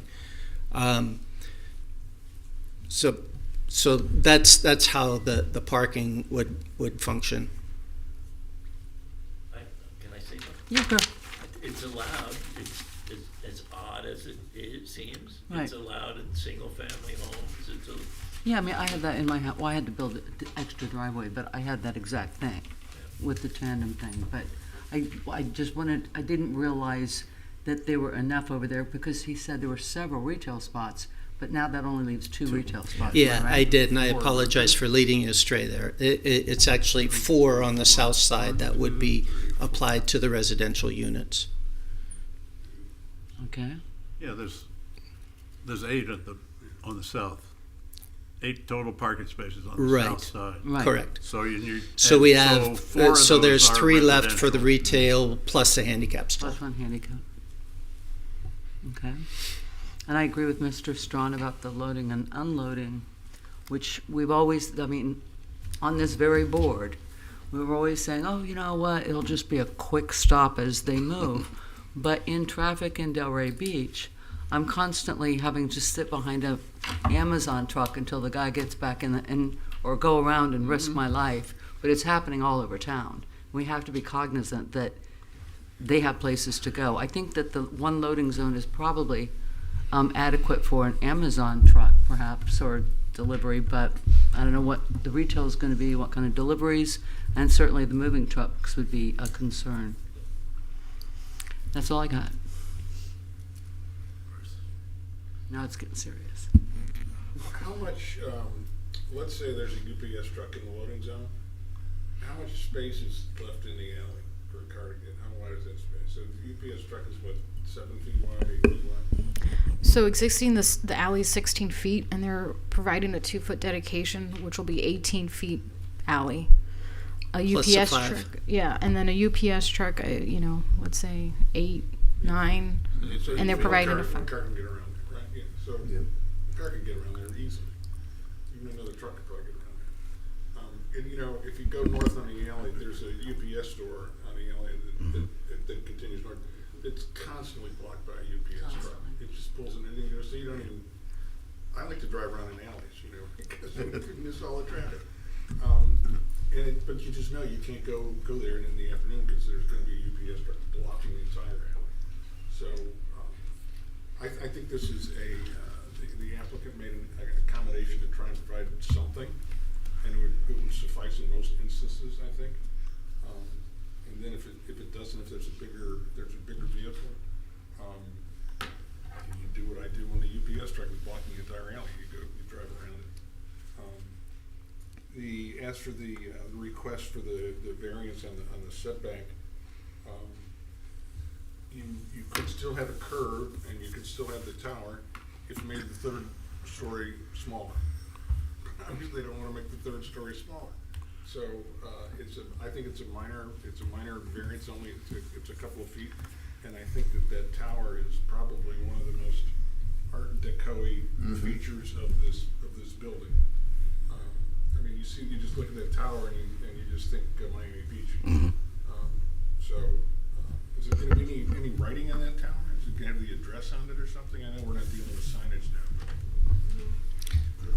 It's just an element. Not intended. Yeah, the signage would be by the front door, Is it gonna be more different- visible. Is it going to be a different color? It's got blue on it. Got a little blue on it. It says blue on it, doesn't it? Right. Blue and white. It's accent It doesn't colors, show up in the like the picture rest of the very building. well. Accent, it's in the accent blues that, Okay. And then, again, the rooftop amenities, I think that's, it's the only place you can put them. I'm sounding like a broken record. I think when you put a CMU 5-foot parapet on the rooftop, it just makes the whole building look more massive. I don't know if we can force people to make those parapets clear. They did that at the hotel, what hotel was that? On Southeast Fifth, and the Courtyard. Those are clear parapets, and they're safe, and it makes the building look 5 feet shorter. But again, I guess that's up to the an applicant choice. But I wish someone would come with us with a clear parapet. But otherwise, I'm in support of it. It's certainly an improvement over what's there now. And it's an urban area, and there's going to be some parking and driving problems, but I don't think that's been insurmountable. So I'm in favor of the waivers and the variances. Mr. Short. Thank you for not making it masonry modern. I don't like Art Deco. Masonry modern Out is, of my hands. I think, desecrating particularly Federal Highway, so thank you for that. I do notice in the today pictures there are 2 power poles right there near the corner, and they don't show up in any of the renderings. Does that mean you're going underground with those? yes. Good. You guys have all the right okay. answers. Good. What retail is there now, and retail there looks like it struggles over the years. What are you doing to make that a successful retail enterprise? Great question, but I think the building itself and the newness of the building and how the streetscape is going to be improved will bring it on. We're taking away back out parking that's today you put your life in your hands backing out onto 4th Street into 6th Avenue Bowdoin. So there's a lot, it just changes the whole perspective of that corner. People could have said that about Pineapple Grove Way, or as I remember it when my office first started, Northeast 2nd Avenue. But we do have examples there on 5th and 6th, like at the Caspian and the Aloft and so forth, that they do have real problems with retail in this day and age. Yeah, and it's Honestly, that would be a question I would need to take back to my client on the approach to it. But it's one thing is I think it's a reduction of retail space, but it's still a nice size of retail space to attract a tenant to come in there. Sometimes the sizes, or just the size itself, can be, it's too much space. I can't fill it up. I can't pay the rent, type of thing. So this is a little more manageable. So there are things you can do. It's a little more manageable, yeah. Jim, is it really retail right? Is it retail right now? It's a fitness thing and a T something or other. Is it retail. Not too long ago, wasn't it like a taekwondo? Yeah, it's like yoga. That was or- the previous owner? Yeah. All right, sorry. I agree with everything that's been said about the corner clip and the incursions. I think that feature at the top is sort of the cherry on top of the cake or whatever. That really does make it look like what are we talking there? Art Deco. Art Deco. Thank you. So you also mentioned some faux windows, I believe, on the north side. You can actually see on the exhibit on the screen. So we just didn't do a blank wall. These are actually the street side wall of those storage areas for the residents. So it's something that you don't want to open up with open glass. But are they glass? Yeah. So it's opaque glass that's in there. Okay. So it's still kind of ugly. Faux was too far. Opaque glass. Roger? That's an old Art Deco trick, is to use opaque. No, I'm just kidding. We trust it. You could maybe it's become some murals. Murals, whoa, like glass block maybe, but We have some murals there too. what's that? We have some murals there as well. You have a mural on the building? Yes. Maybe we should hear about that. Yeah. Yeah, please. So in trying to Give your name. I'm sorry, Alali de la Vega with REG Architects. In order to, after many conversations with the staff, we came across this idea for this bas relief, which starts on the opposite corner and then continues throughout the building, and it's representative of the local flora and fauna of the. It's the pine, the leaves of the palm trees, the local plant material. So that's reflected on the opposite corner and adjacent to those windows as well. The opposite corner. Where's the opposite corner? The interior corner. She's there. Oh no, that one in the bottom right. Bottom. Which is the Okay. south elevation. So as you're driving, South. So this is the south elevation. So it's these? yes. So as you're driving along the street, that's a very prominent corner. Okay. And that same decorative element is interspersed along the streetscape as well. They thought of it all. And that's So a bas relief, but also in color, or? Yes, Okay. yes. Great. that's You a should leave. proposal that would come back before us? Or is that part of tonight, or is that something that would come back before us? That's The included. mural. Included, we don't, It's included? come Okay. back. The murals, there's a mural that's included tonight?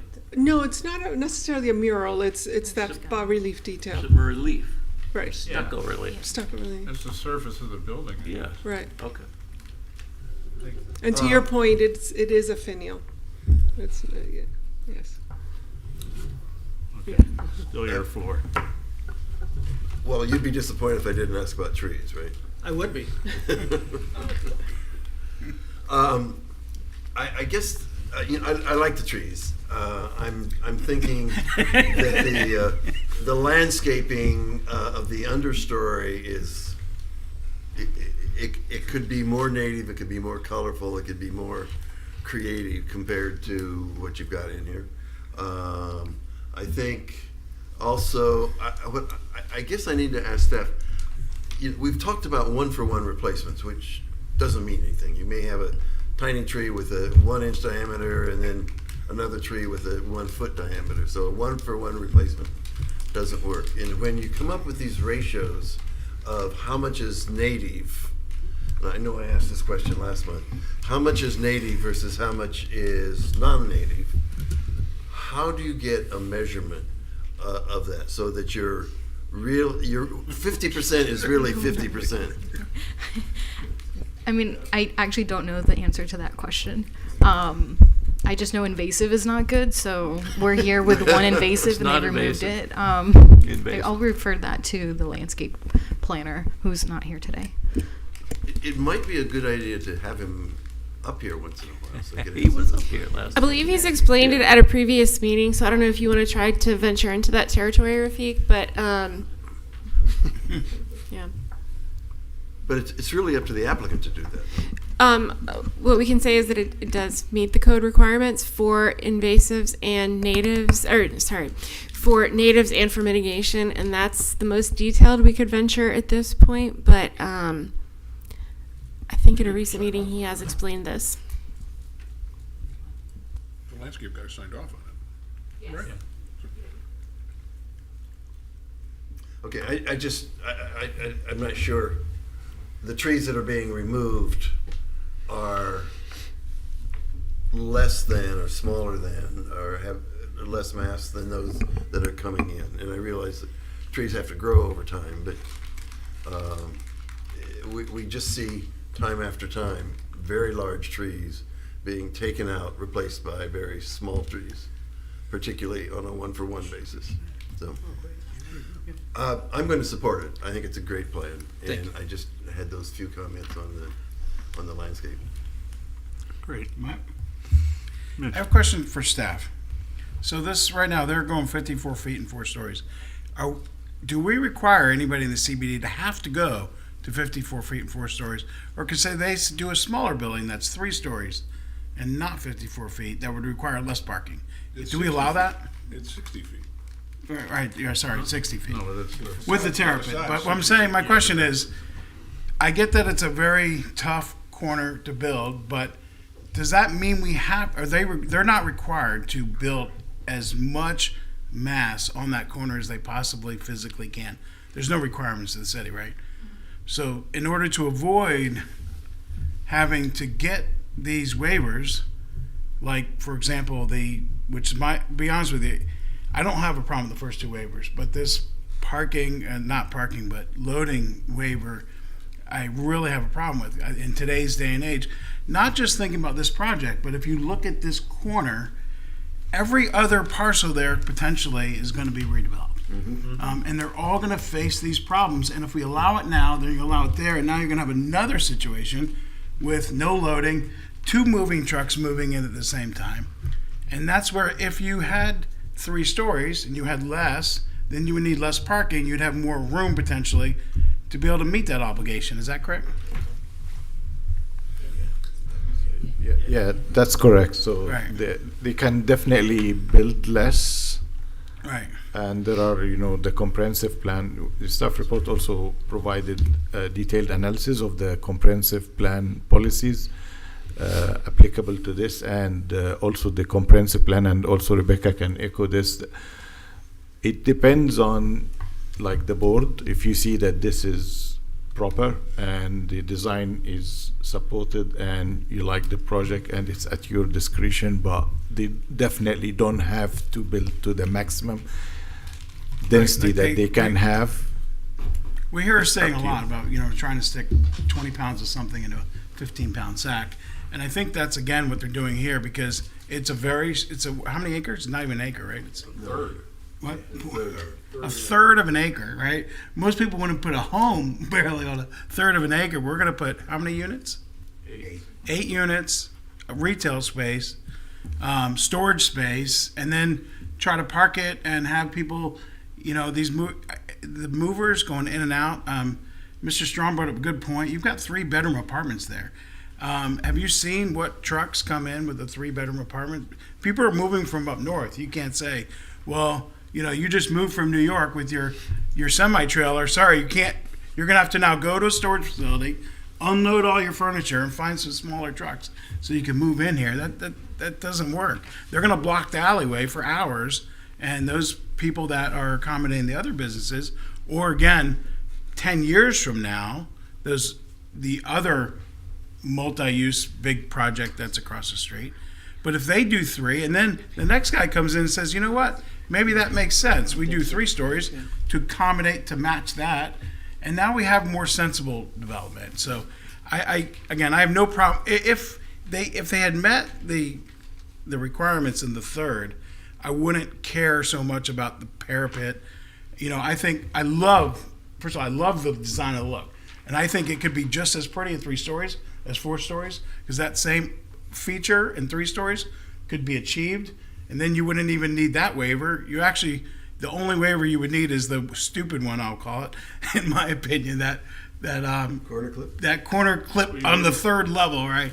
Which doesn't make any sense to me, but that's the only waiver you'd be asking for had you not gone that.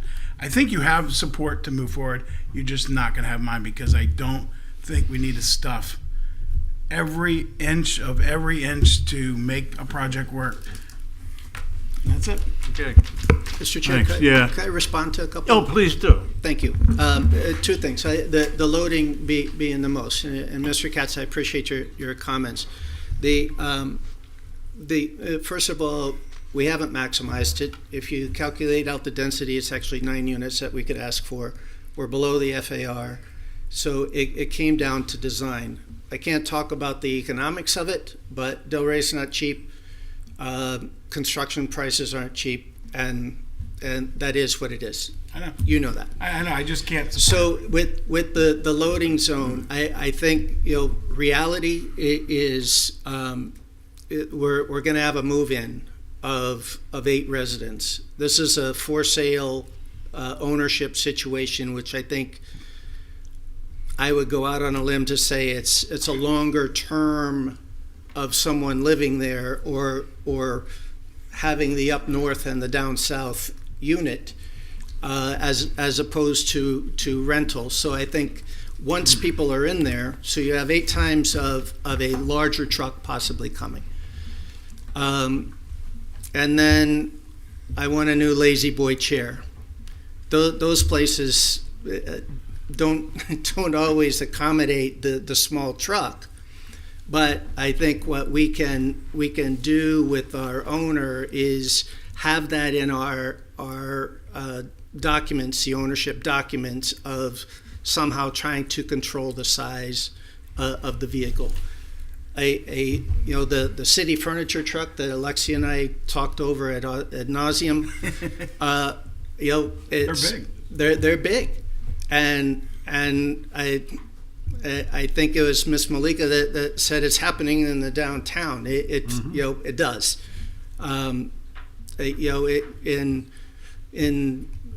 I shouldn't say transparency, but in actuality, I live in downtown St. Petersburg, much more dense, much more intense, and it's interesting how I've really learned. I've been there now for a year, seeing how the intensity like that can function, and it works. I think garbage trucks are going through the alley now. Moving trucks, if there's a move in and one of the residential, are going through the alley now. We're adding 2 more feet along our property, plus the 5. There's things we could have done. We could have said we can make that wider, but it would affect the landscape, and I know Mr. Shard wouldn't let me through that. So the other thing that we can do is we can lengthen it north to south. The little square above the blue there is a transformer. I've talked about this with Kyle beforehand, and that's something that we could relocate down into that southern area south of the driveway, which would give some extra space. If it's a width thing, I think Mr. Patton brought it up. We end up with 23 feet of paved space. The people across the road that are backing out into 16 feet now have all kinds of room to back out of there when there's not another truck there. I feel like it is accommodating it in a very tight situation. there was, back to the calculation of is it 1 or is it 2, that was something that we raised the question, because retail space under 2,000 square feet by code doesn't require it. So if that retail was there by itself, we wouldn't have to have a loading space. So, but the overall square footage of the building goes over a threshold. So it's, as Alexia put into the staff report, it's a ambiguity in the code that we brought up through this. We think the one works. Our client has another program that's called Fetch, which is it's like a mail service where they there is a mail room part of the lobby for letters, the small stuff. Anything bigger than that that's coming through the postal service would go to the service, and they would deliver it straight to the resident's door. So that's a good thing. It's a bad thing. It means that they're still coming and they need that spot.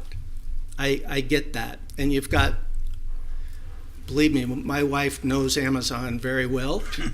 And you know, that's a reality too. We're all using it. So I think it's the growth of the city and how is it accommodated? Should it be shared amongst property owners? There's all kinds of tangents that we could go through. We tried to address it as best we can without it impacting on the landscape. Was where, you know, right now I think the building probably sits pretty close to where the edge is of our proposed building, and it's paved right up to it. So we tried to give it some attention on that perspective as well. I get what you're saying, but again, even if you only went down to one spot, that's 12 by 30 feet, which they're asking. Say, so let's pretend that you only waiver is one spot. That's 12 by 30. Am I correct? You're only giving us 5 by 14, right? So my question is what? And I tried looking up just the size of an Amazon truck, and I'm pretty sure most of those, I'd say probably all of them, are larger than 14 feet. So I don't think this pad personally is going to accommodate much of anything.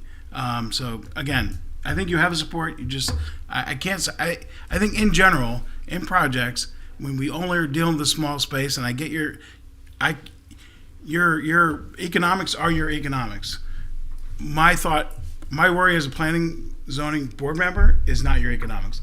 It's about the future of the city, the planning of the city. And I think poor planning is trying to stuff every inch and making it uncomfortable for people to get around. So I just can't support it. Would you like me to make a motion? No, I wouldn't. I don't like to speak. Oh, I thought you had. No, I haven't. I'm sorry, I butted in too. You make a lot of valid points about this loading thing. My concern is, Mr. Cass's concern, is the loading. I don't have a problem with that 5 by 14 thing when you're talking about Amazon vans and those kind of things.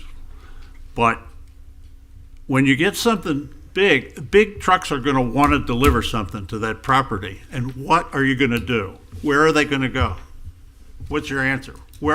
How are you going to accommodate a moving van? On property, you can't. Okay, so what are people going to do? How are they going to move in? Off the alley, like I offered, we can expand on the length of that space and actually take it down really to touch into the driveway. Put up a picture of the alley. You had the view looking, or some of those views of the alley. I went there, and there's not room. There's just, but the people park on the west side of the alley that are nosed in opposite there that do have to back out. There's not a lot of room. I mean, like I said, I think an Amazon van, something even somewhat larger than that, it's acceptable. And we face this same question over and over and over and over again here in Delray, and people building, and there's no place to put a loading zone. But I just don't understand how you're going to accommodate how you're going to accommodate a move-in, other than, I guess, just block the alley.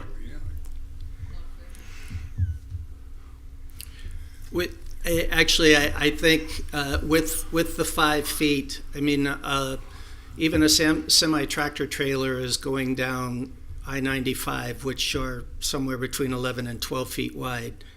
So if we've got 23 feet there in total, it's the length of it that becomes the issue. They may end up, if the pink is expanded to the south and to the north as far as we can take it, then we've got another 20 feet of driveway, a driveway coming into the building. So it might might impede the access to the site while they're there. That's a little more self-inflicted That scenario. makes sense, what you're saying. Plus, it gives them some maneuverability to get. There's no way to have any access inside the garage. Actually, I think, well, I don't think a large truck's going to be able to make that turn. Okay. And then to get out would be even worse. Yeah. Or if they back in, that would be a nightmare. Yeah, no, they're not going to get in there. I just want a point of clarity. The Amazon truck is, most of them I see around are these Ford Transit 250 cargo vans. Yeah. Ford 250s. They're 22 feet. They won't make it. They're 22 feet long. Yeah, but No. right. This is only giving 15 feet. No, but he's going to expand the length. We're talking about expanding the length. Okay, but you've got to go more than 22 feet because that's what you see. Those blue vans are all 22 feet. Because I was curious how big they are because I'm pretty sure they're bigger than 15, and they are. Well, there's 14 there, and it's probably 10 to get down to the driveway. So there's 24. And then, as And you then- said, you can and we take can a go self-inflicted Yeah. punishment and use your driveway as well. I see a puzzled look there by the Mr. Roger. Well, I mean, I'll jump in, and it's a very valid criticism. But I mean, if I'm a person delivering to the site, and I know the site, and depending on the item and many other circumstances, I'm going to back into the drive. The building is an L-shaped building with its entire southwest totally open. So I'm going to try to, if for some reason I can't go where the loading zone is off the alley, maybe there's something else being delivered, or I just simply don't fit, and I know I'm going in and out quick, I'm going to back in where his crosshatched area is, and I'm going to unload that thing as fast as I can because I'm closer to the elevator. Yeah. And then I'm getting out of my truck, or I'm getting back into the truck, and I'm taking off. And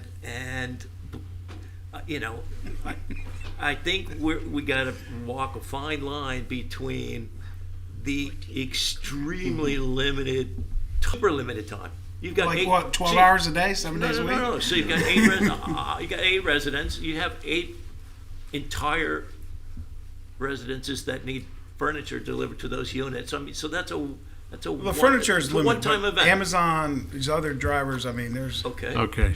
But listen, things are being delivered by Drite. Drop it on the roof. You can. You absolutely can. But at what point do you penalize the site and have this? I don't think I think a 3-story building with that exact design would look beautiful there. I think the And other meet all the requirements. The other thing about Amazon, they're there for a minute. Yeah. They're there for a minute. Of course they are. Okay. And the property opposite the alley is completely underutilized. And when they come in and appear before us, they're going to give 2 feet up, and they're they're probably, whatever ruling we give tonight, they're probably going to ask for that and no more. But I think what I've heard is the applicant's willing to try to relocate the transformer and extend both to the north and to the south and make it longer. I don't think we've come up with a solution to make it wider. No. But I think that's a pretty good offer from him. And In our, as we were going through this, you look at the loading space, you look at the landscaping, you look at the parking. We had other options. The other options of give us 2 less parking spaces, which you hear all the time. Give us reduced landscaping, which you already heard tonight, and you hear that all the time. It was one of those pick your evil. We frankly went with the aesthetics and feel that the timing of the deliveries, there are going to be the daily deliveries, and we think with this, with it extended, would accommodate that. I mean, even if 2 show up at one time, and if we can get 24, 25 feet out of it, they can make that happen. Mr. Chair, may I make a motion? Because I know Mr. Motion is not going to make a motion. Can I just finish saying, and then we'll get on to, no, yeah, I think if you, as long as your motion includes lengthening. We'll make the condition, yes. Yeah, before I close, I do want to say how much I like the building. And I think it just happens that I like Art Deco, but beyond that, it's really a nice building. It's a beautiful design. It's beautiful, and I think it's going to really enhance the corner. And I think the best we can do is solve the loading with the extension of the length. And so, yeah, Mr. Patton, please make a motion. I'd like to move to recommend to the City Commission approval of a Level 4 site plan application, including architectural elevations and a landscape plan to construct a 20,399 square foot mixed-use building, including an associated waiver to the minimum 20-foot required front setback depth above the 3rd story, relief to the lower element about the 3rd story, and a determination of adequacy for reduction of required off-street loading for the development located at 398 Northeast 6th Avenue, finding that the request is consistent with the comprehensive plan and meets the criteria of the land use development regulations, subject to the condition that the length of the off-street loading be maximized as much as possible by either moving the transformer to the north and so to the north and south. Second. Okay, we have a motion by Mr. Patton, second by Mr. Chard. Could we have the roll call, please, Ms. Miller? Dietrich Strong, Yes. Jim Chard, Yes. Price Patton, Yes. Judy Malika, Yes. Mitch Katz, No, sorry. Roger Cope, Yes. Gregory Snyder. Yes. Okay, Thank you. Congratulations. Thank you. Thank you very much, Ms. L. I just, I love the building. I just think it would look I don't blame you. beautiful at 3 stories. Yeah, can we, at this point, we'll take about 5 minutes break, please.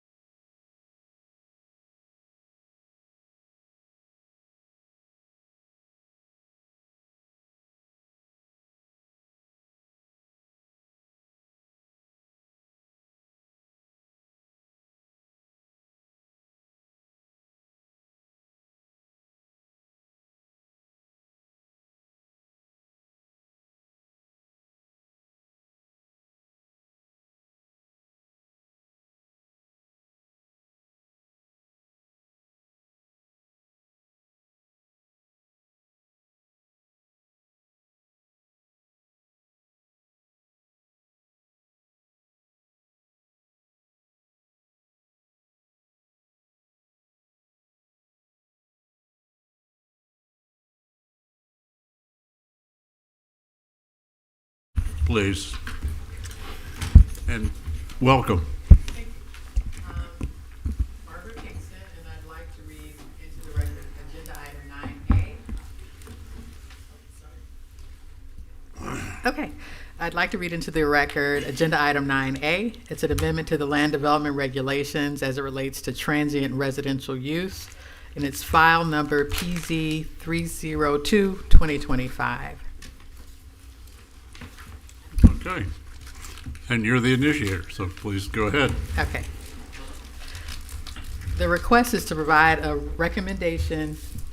Sorry, I have to get used to driving this too. A recommendation to the City Commission on ordinance number 21-26, a city-initiated amendment to the land development regulations to eliminate provisions related to transient residential uses that are in conflict with Florida statutes by amending section 4.3.3, special requirements for specific uses, section 4.4.6, medium density residential district, and Appendix A definitions.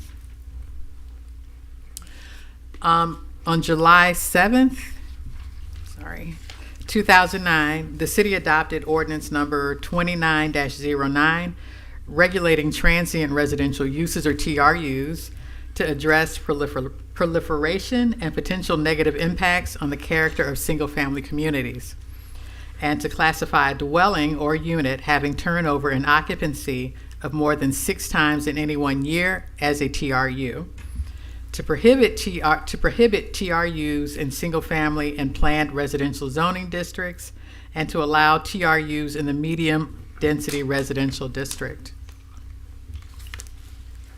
On June 2nd, 2011, Florida Statute 509.0327B became effective and provided that a local law, ordinance, or regulation enacted after June 1st, 2011 could not restrict the use of vacation rentals, prohibit vacation rentals, or regulate vacation rentals based solely upon their classification, use, or occupancy.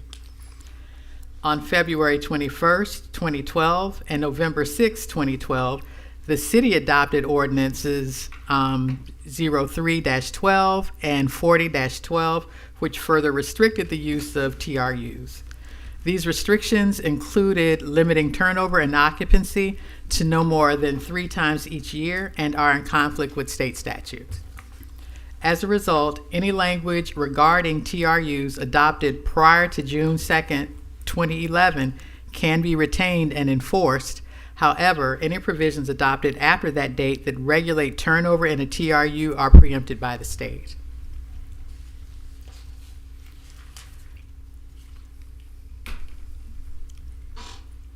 And the proposed amendments, section 4.3.3 ZZZ, transient residential uses. The language is amended to reflect that a dwelling unit or any part thereof that has a turnover and occupancy of more than 6 times in any 1 year is considered a TRU instead of 3. This is consistent with the regulations originally approved under ordinance number 2909. Exceptions and exemptions. Deletes references to the rate of turnover in single-family residential and planned residential development districts for TRUs that were allowed to continue operating for 12 months after the effective date of ordinance number 03-12. And under waiver for undue economic hardship, amends the application review and appeal process for requesting a waiver for undue economic hardship to eliminate inconsistencies with current procedures.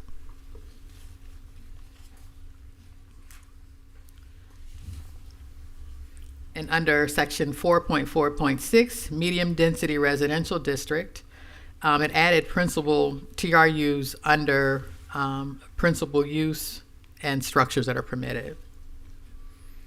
And the appendix was also amended, and you can see some of the language that was changed. Some of it's some's not substantive, but the rest actually goes back to reflect getting rid of the 3 and going back to the 6 for the turnover rate in any year.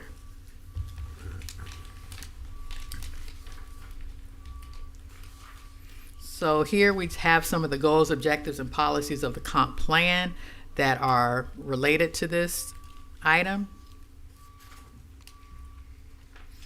And then we have the findings as well.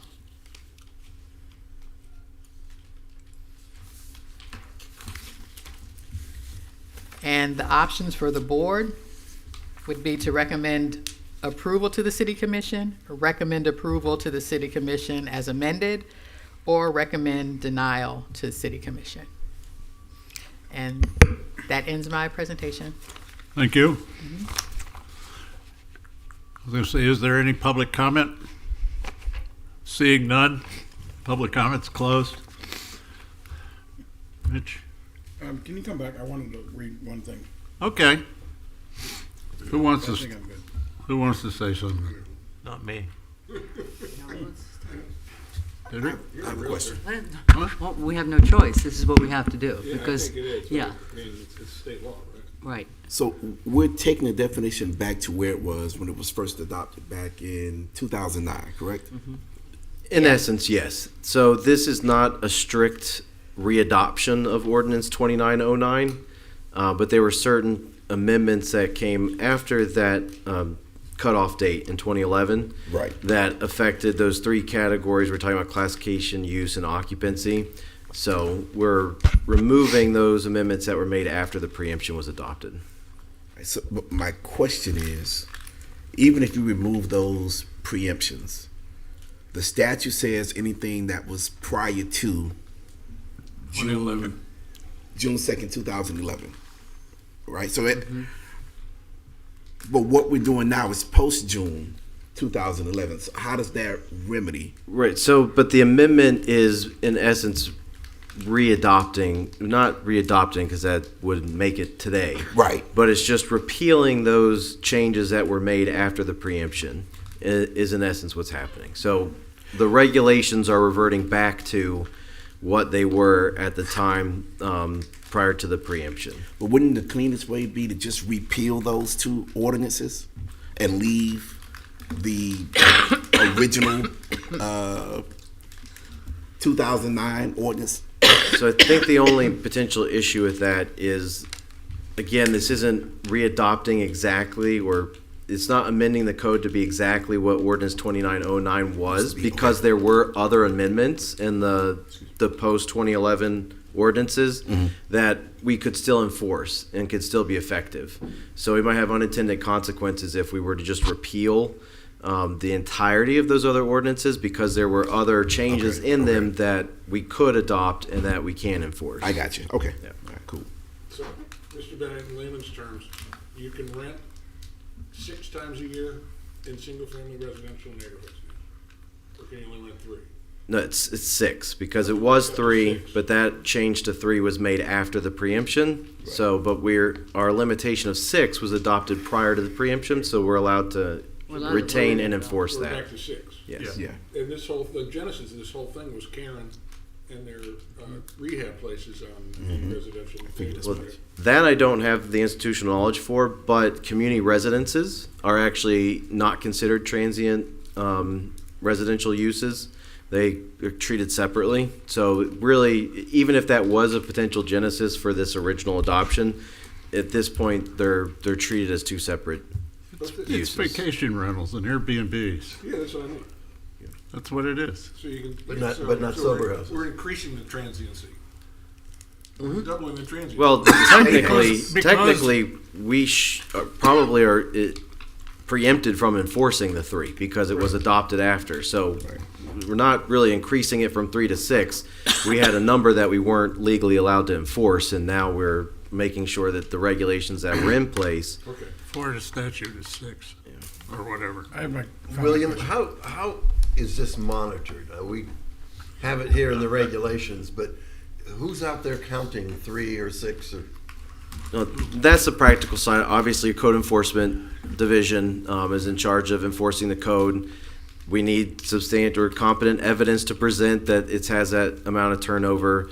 That is obviously can be difficult or impractical depending on the situations, but you can present whatever may be available, whether it's online postings, whether it's photographs taken by community or testimony by a neighbor that testifies how often it's changing, but yes, we would need some type of evidence to be presented at a code enforcement hearing. So Before you go, can I Sure, go ahead. yeah, that was my question is, what do I do about the ones in my neighborhood that I know are there? Because we're getting an increasing number of Airbnbs in the neighborhood. I mean, by an increasing number, I'm talking about 4 out of 140 or something, but there used to be 0.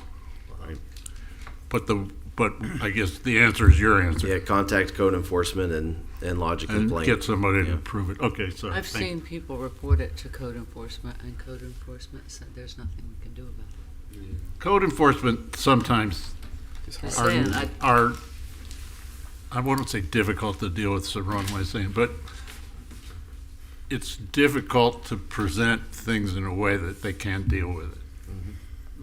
If you, that's my way, Unless you anyway. collect that video evidence. Well, and candidly, if you were to make a complaint prior to this amendment that's before you today, They couldn't have. the code says, code has provisions in it they can't enforce. So that might have created some Yeah, potential it issues tends as well, to.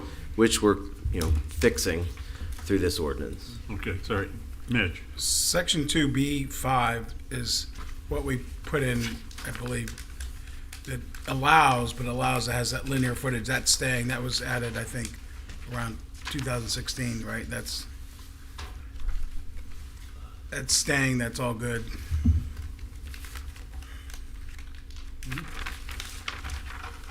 What are you talking about? Is that for 2B5? TRUs or for?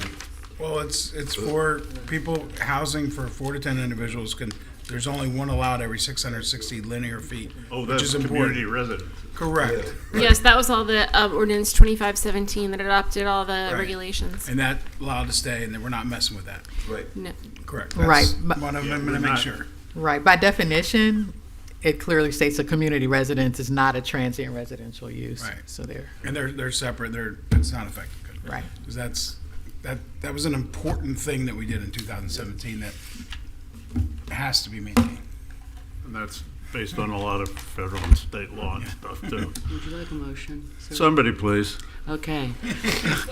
Recommend approval to the City Commission of Ordinance Number 21-26, a city-initiated amendment to LDR, Section 4.3.3, specific requirements for specific uses. LDR 4.4.6, medium-density residential district, and LDR Appendix A, definitions, by finding that the amendment and the approval thereof is consistent with the comprehensive plan and meets criteria set forth in land development regulations.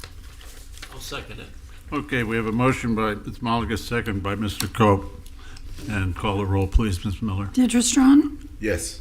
Jim Chard, Yes. Bryce Patton, Yes. Judy Malika, Yes. Mitch Katz, Yes. Roger Cope, Yes. Gregory Snyder. Yes, that passed. Right.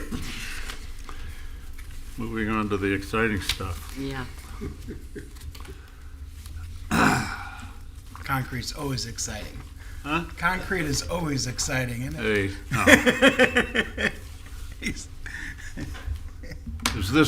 Is this gonna also be city initiated? Yes, it is. Yes. Okay. In that case, please proceed. For the record, my name is Rebecca Dossery, and for item 9A, I'm entering into the record file number PZ000230-2026. So this request is it's a city-initiated amendment to the mixed industrial and commercial zoning district, the industrial zone district, and section 464, all related to adopting regulations in MIC related to the concrete products manufacturing use. So the genesis of this request is an unapproved gunite yard located at 135 North Congress Avenue. About 4 of you were on the board at the time that this came to you. This board approved the determination of similarity of use, but then commission appealed the decision and they were given a denial, but staff were, however, directed to develop regulations to govern the use and provide a path for this operator for approval, or to obtain approval. So the property is zoned MIC, mixed industrial and commercial, and so the mixed industrial and commercial part is relevant to the regulations that staff have drafted for this. So as part of the background, again, this property is currently under code enforcement, and because the use is not allowed in MIC zoning and there was extensive site work done, these pictures show you how the site has changed since the operations began there. And I think one thing that is helpful about them operating without approval is that we can see why staff is proposing some of the regulations that we are proposing, because it is kind of a stark presence on the site. So the regulations that staff are proposing are intended to make this more consistent and compatible with the characteristics of the MIC zoning district. So MIC zoning, until I think it was in the past 6 months, was allowed only north of Atlantic Avenue for new zoning requests. There was a privately initiated request that wanted to revert to MIC in the MROC zoning south of Atlantic Avenue. So now there's two properties that have since rezoned to MIC. And then we have some older existing zoning in southeast Delray. So again, it's supposed to accommodate a compatible mix of industrial and commercial uses, and it's supposed to provide a transition between lower intensity and the higher intensity industrial districts. There's limited residential allowed in the north MIC properties. There's an existing development that took advantage of that, and then it allows for limited retail. So normally we don't provide a summary of the considerations at the beginning of the presentation. We wait to summarize to the end. But we thought that it would be important to just, again, go over like why some of the things are proposed by staff that were proposed. So just keeping in your mind the question of how much leeway we should give to the concrete products manufacturing use, and if the regulations proposed are sufficient to mitigate any uses. We do have the direction from the commission to add it as a use, but the regulations we have proposed are consistent with how historically this zoning district and corridor have been treated. So again, the first is to add concrete products and manufacturing distribution and a whole list of concrete related products as a use. So we currently have a limited version of this in the industrial zoning district. So it was somewhat confusing if you refer to the similarity of use to say, well, is gunite the same or is it not? Is it manufacturing? Is it distributing? Like, what exactly is this? So this definition that we're proposing for MIC encompasses the varied nature of concrete products manufacturing and distribution. And we are proposing a distance separation requirement, 1,000 feet from any other concrete products manufacturing, and to properties north of Atlantic Avenue. So we have a much more residential type character south of Atlantic Avenue along the corridor. And so we were preemptively saying that we didn't think it was appropriate in that location to have the heavier industrial type use. So again, why the locational restrictions? Again, we have that residential character, like I said, and then we had not interpreted the character of the district to be heavier industrial. So if we didn't have a larger distance separation requirement, it's possible that this could become a concrete corridor. It's possible that the governing body would like the corridor to become that, but until we received that direction, we were proposing a distance separation that would limit the proliferation of the use while allowing this particular business to operate there. And I'm going to go into some of the history of the other concrete products locations in the city, but this map before you shows the distance from two that are relatively close. So as you can see, the 1,000-foot buffer would require a waiver for the operator in question, but it would provide a greater measure of separation that may be more consistent with the district. So we've also proposed quite a few development standards. If there's a property with Congress Avenue or West Atlantic frontage, we are saying there should be a special landscape setback, never less than 30 feet. So if it was greater, they would have to provide a greater setback, but we think 30 feet is the minimum that should be provided to buffer this use. We have limits on the height of outdoor storage materials, and then for these areas we have different setbacks for areas that have material storage adjacent to the property lines. And for the required landscape buffer, we're proposing a combination of a hedge, a wall, and a berm, and then a row of trees on either side of the wall offset 25 feet. So again, why these proposed development standards? We really wanted to emphasize, because of the mixed character of the district, bigger, more robust buffers acknowledge that there are different types of operations within MIC. And so we felt that these were a good way to prevent any kind of negative impacts on surrounding properties. And again, limits on how you can conduct outside storage as well. So a lot of this is based on the strategies in the CBRE report that was conducted in 2023.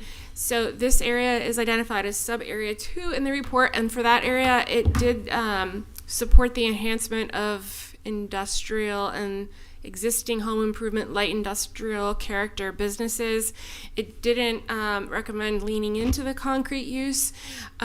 So we were looking at how we can be mindful of these characteristics that the plan calls for in the future.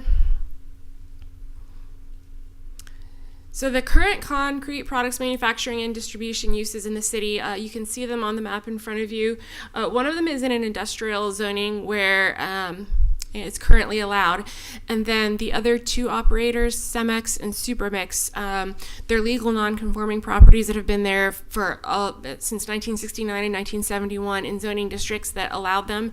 When this was in 1990 in the citywide rezoning, the MIC zoning district was established, and that zoning district, which was applied to these two properties, did not include concrete products manufacturing as a use that was carried forward. So that code anticipated that this wasn't really a direction that the city intended to necessarily go in expanding the concrete industry within the city. So approval of this amendment wouldn't clear the code violation for the 135 North Congress property, but it would give them the opportunity to remedy it. It would be a series of applications: conditional use, level 2 site plan, and building permits for all site improvements, because currently no one at building has inspected to make sure that the tower won't be blown away in a hurricane. So that's all a really important part, that now they have a path to be able to do all of this. Again, if the distance separation was adopted, they would have to get a waiver as part of the conditional use. But that we felt, again, was important to overall protect the character of the MIC district. And again, we are just requiring proof of DEP compliance. These uses all are required to have a concrete product. What the name of the permit is? A concrete, a permit for concrete uses for air protection, air quality protection, and then we were requiring screening by landscaping of all this, and then a building needs to be located on the street with a higher classification to serve as, again, a buffer for any noise or dust. And we also established a maximum lot area of 2 acres, because we didn't think that the agglomeration of properties to expand this into a really robust industry was a direction that that the city wanted to go. And finally, we are editing the language in industrial district just to be consistent with what we're proposing in MIC, which we think is the more inclusive term, or more inclusive list of the use. So again, we in our comp plan, we support the maintenance of industrial uses, and it discourages any zoning actions that would make it harder to do these things, or to have industrial uses. And we have policies about making a business ready environment with industry clusters being supported. Concrete had not been a industry cluster that the city had intentionally sought to expand. So that was, again, the reason behind proposing development standards for this use in MIC. So to summarize again, is it appropriate to allow the proliferation of this use in the mixed industrial, commercial, office district? And how much should the expansion be encouraged? And if the regulations are sufficient to prevent any potential negative impacts.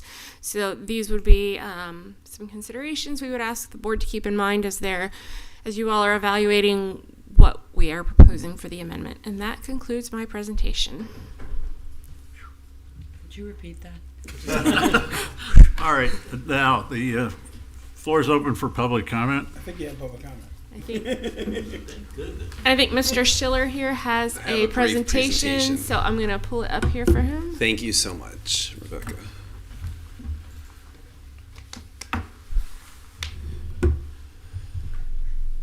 What a long night. Perfect. Thank you. I did. Thank you so much. Our original agenda, you'd be here 3 more hours. I only have 3 minutes, so I want to keep this very quick. Neil Schiller, Government Law Group, 137 Northwest 1st Avenue.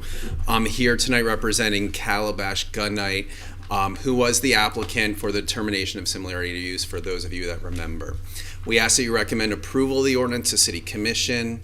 I'm going to just go through this very fast. We concur with staff's presentation except one thing, the separation. So if you look at the separation between my client's property and the Supermix concrete plant, we are located 451.25 feet, according to the property appraiser's tool, from Cemex. And while I understand staff's concern about the proliferation of concrete ready mix plants, it makes very little sense to me to create an ordinance that I have to go get a waiver from, especially when the commission clearly has stated they don't like waivers and variances, and they've asked applicants to avoid waivers and variances. I just want to reiterate the most important point of this amendment. This is a conditional use, which means it has to go before a public body, which means that if there is such separation of 451 feet, then this board and the city commission, I believe the city commission, will have the opportunity to create additional, oh my God, I just blanked, additional conditions of approval to ensure that the use is appropriate where it's going to be located. I have to tell you, from a gunite perspective, there will not be another gunite business located in the city because there are just not that many. And the one that we are actively trying to pursue is it's all self-performing. My client is a pool manufacturer. They use this gunite and this distribution for their pools, and they're prolific throughout South Florida. I understand that this is an ordinance, and so we can't necessarily account for all those considerations, which is why, again, I think it's so important that this is a conditional use. This is just a conceptual site plan and how it would work. Buffering, absolutely. We want to make Congress Avenue a beautiful street as well. This is conceptual operation plan. And we do think that the additional location criteria in terms of a maximum 2 acres and all of those other wonderful criteria your staff has come up with will decrease the proliferation or a potential proliferation.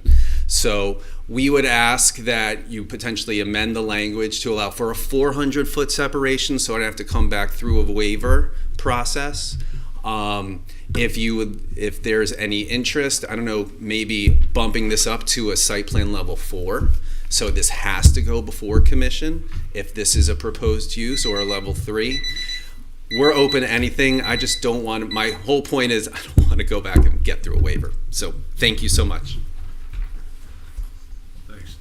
If I could provide Thanks, Mr. Schiller. Yes. Oh, if I could provide a quick clarification. So the waiver would be processed with the conditional use request. So there wouldn't be an extra hearing involved. I understand that this isn't particularly convenient for this particular operator, but again, we were trying to evaluate for the whole corridor, not just one particular beneficiary of the amendment. So, but again, the waiver would go with the conditional use. Thank you. Okay. We'll start.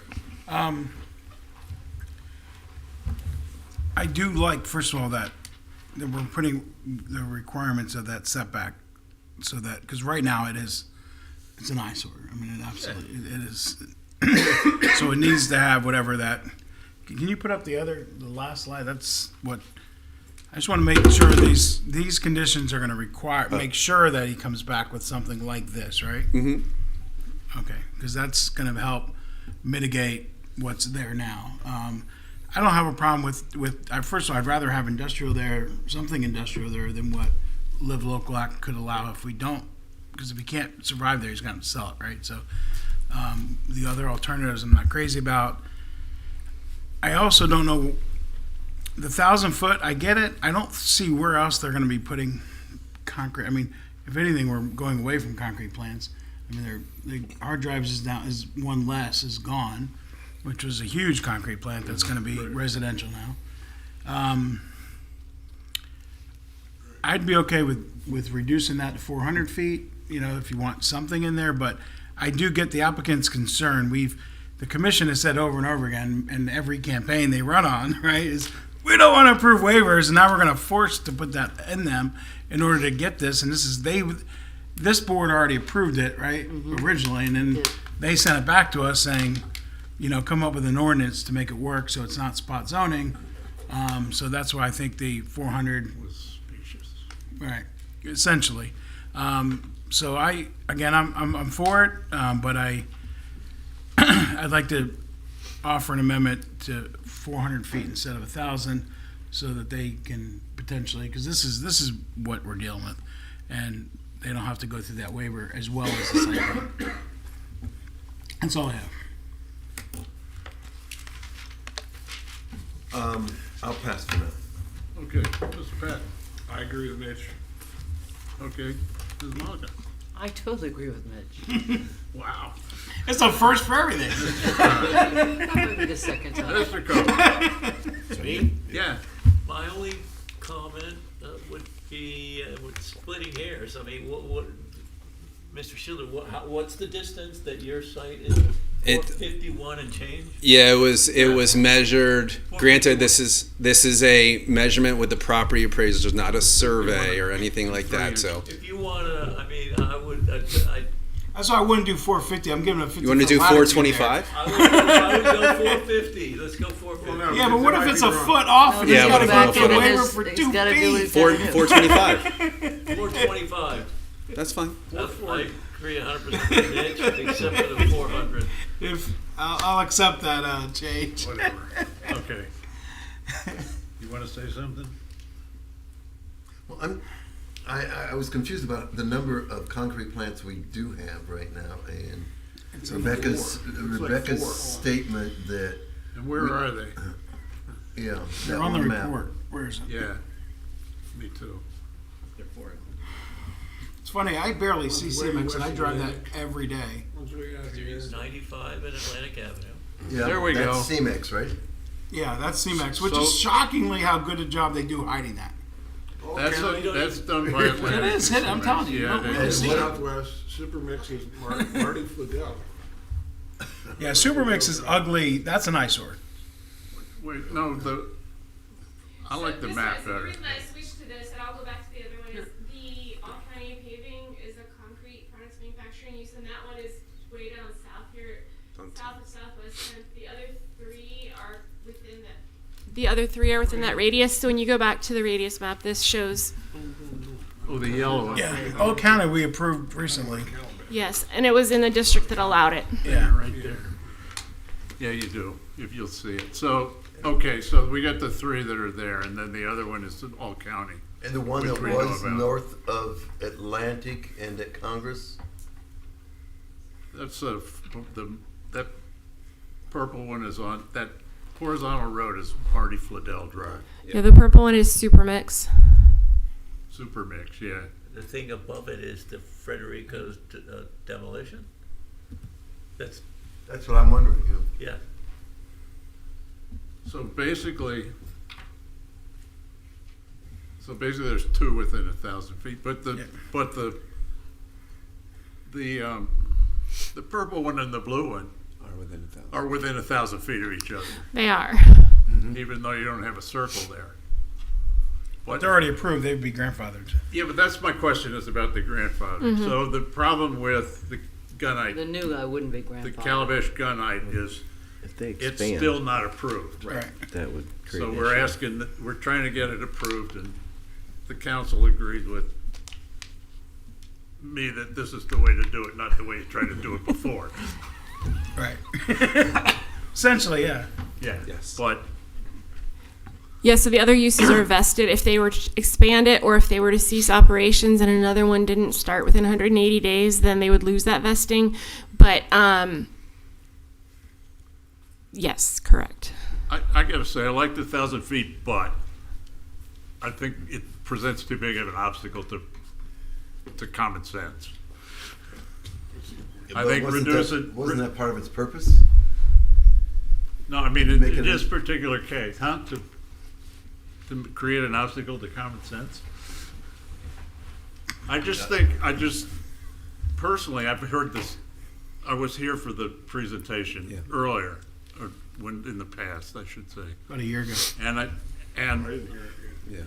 Some of you were not on the board. There's just three of us, yeah. And I wasn't even here for that support the meeting. gunite factory, and I always did. I think it's a very reasonable thing to have in that location in the city. And like I said, I like the 1,000 feet, but I think it's probably appropriate to modify it, as you said, in order to make this process go forward. Thank you. And I don't think that a bunch of people are gonna come in at 400 feet north and try and put in another There's a concrete lot of plant. good, there's our newer retail there. I mean, there's newer buildings north. I mean, Yeah, there's yeah. one right next door that they won't be able to build. There's Right. not a lot of empty lots there that Yeah, they can I put in a don't think it's concrete. an adequate, personally, I think it's an adequate buffer.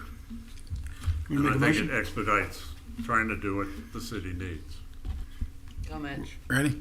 I move recommendation and approval of ordinance number 17-24, a city-initiated amendment to section 4.4.19, mixed industrial and commercial MIC district of the land development regulations to establish gunite and other concrete products manufacturing and distribution as a conditional use and to adopt regulations governing the use, and to section 4.4.20 industrial district 2 to make the identified types of concrete products consistent with LDR section 4.4.19 by finding that the amendment and approval therefore is consistent with the comprehensive plan, meets the comprehensive set forth in land regulations, with the one change that instead of 1,000 feet, it'll be 225 feet separation.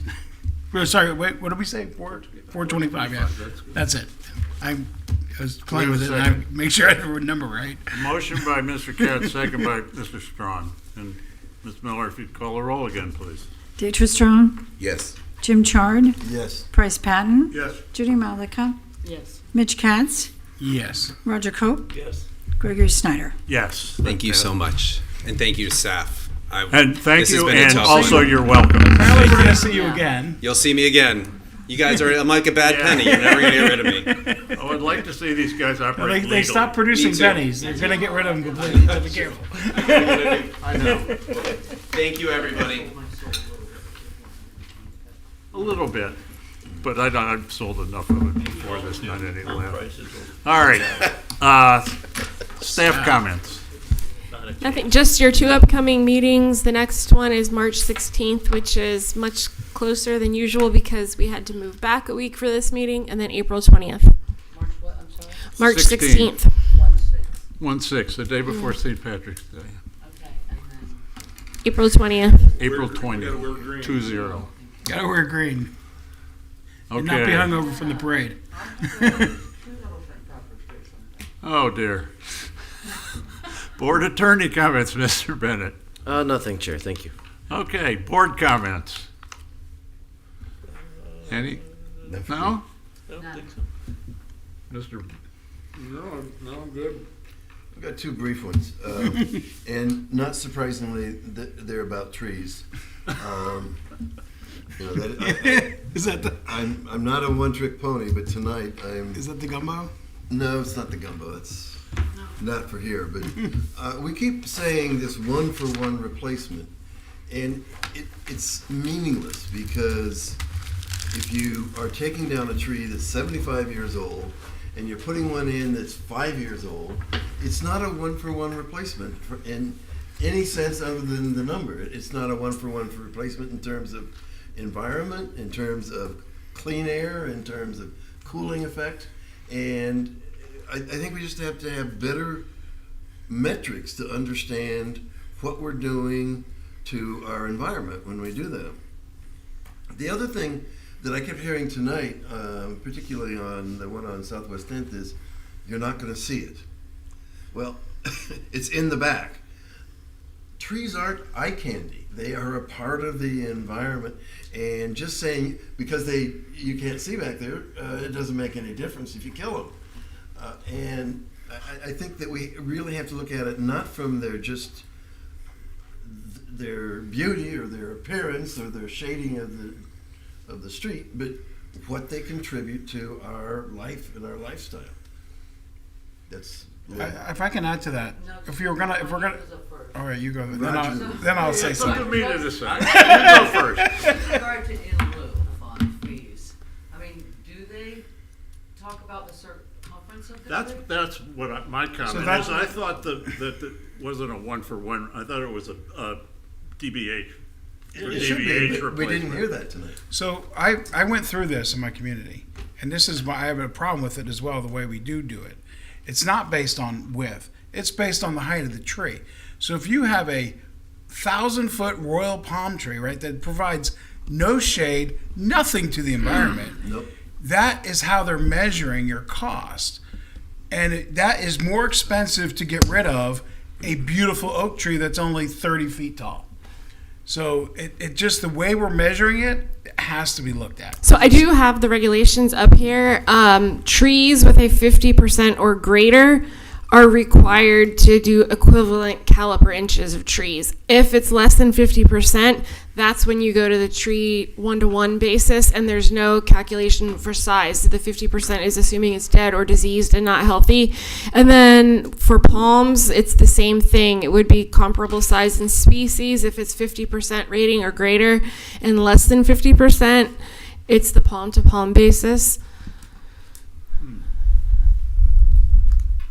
So it's about the rating. So they gotta go to arborists to say it's dying, and then they're good. Well, that's easy to do. You can always do that. You can always do that. We get But arborists. are you saying, there's a lot to unpack there, but one thing is, are you saying if the tree is diseased, it doesn't need to be replaced? It does, but just on a tree by tree basis. If it's the 50% rating or higher, that's where it has to be caliper for caliper. So if you have I don't know my trees well. If you have a 20 dBH tree, you have to put in equivalent of 20 dBH. Of the same kind of tree, not replacing a deciduous tree, a canopy tree with palms. No.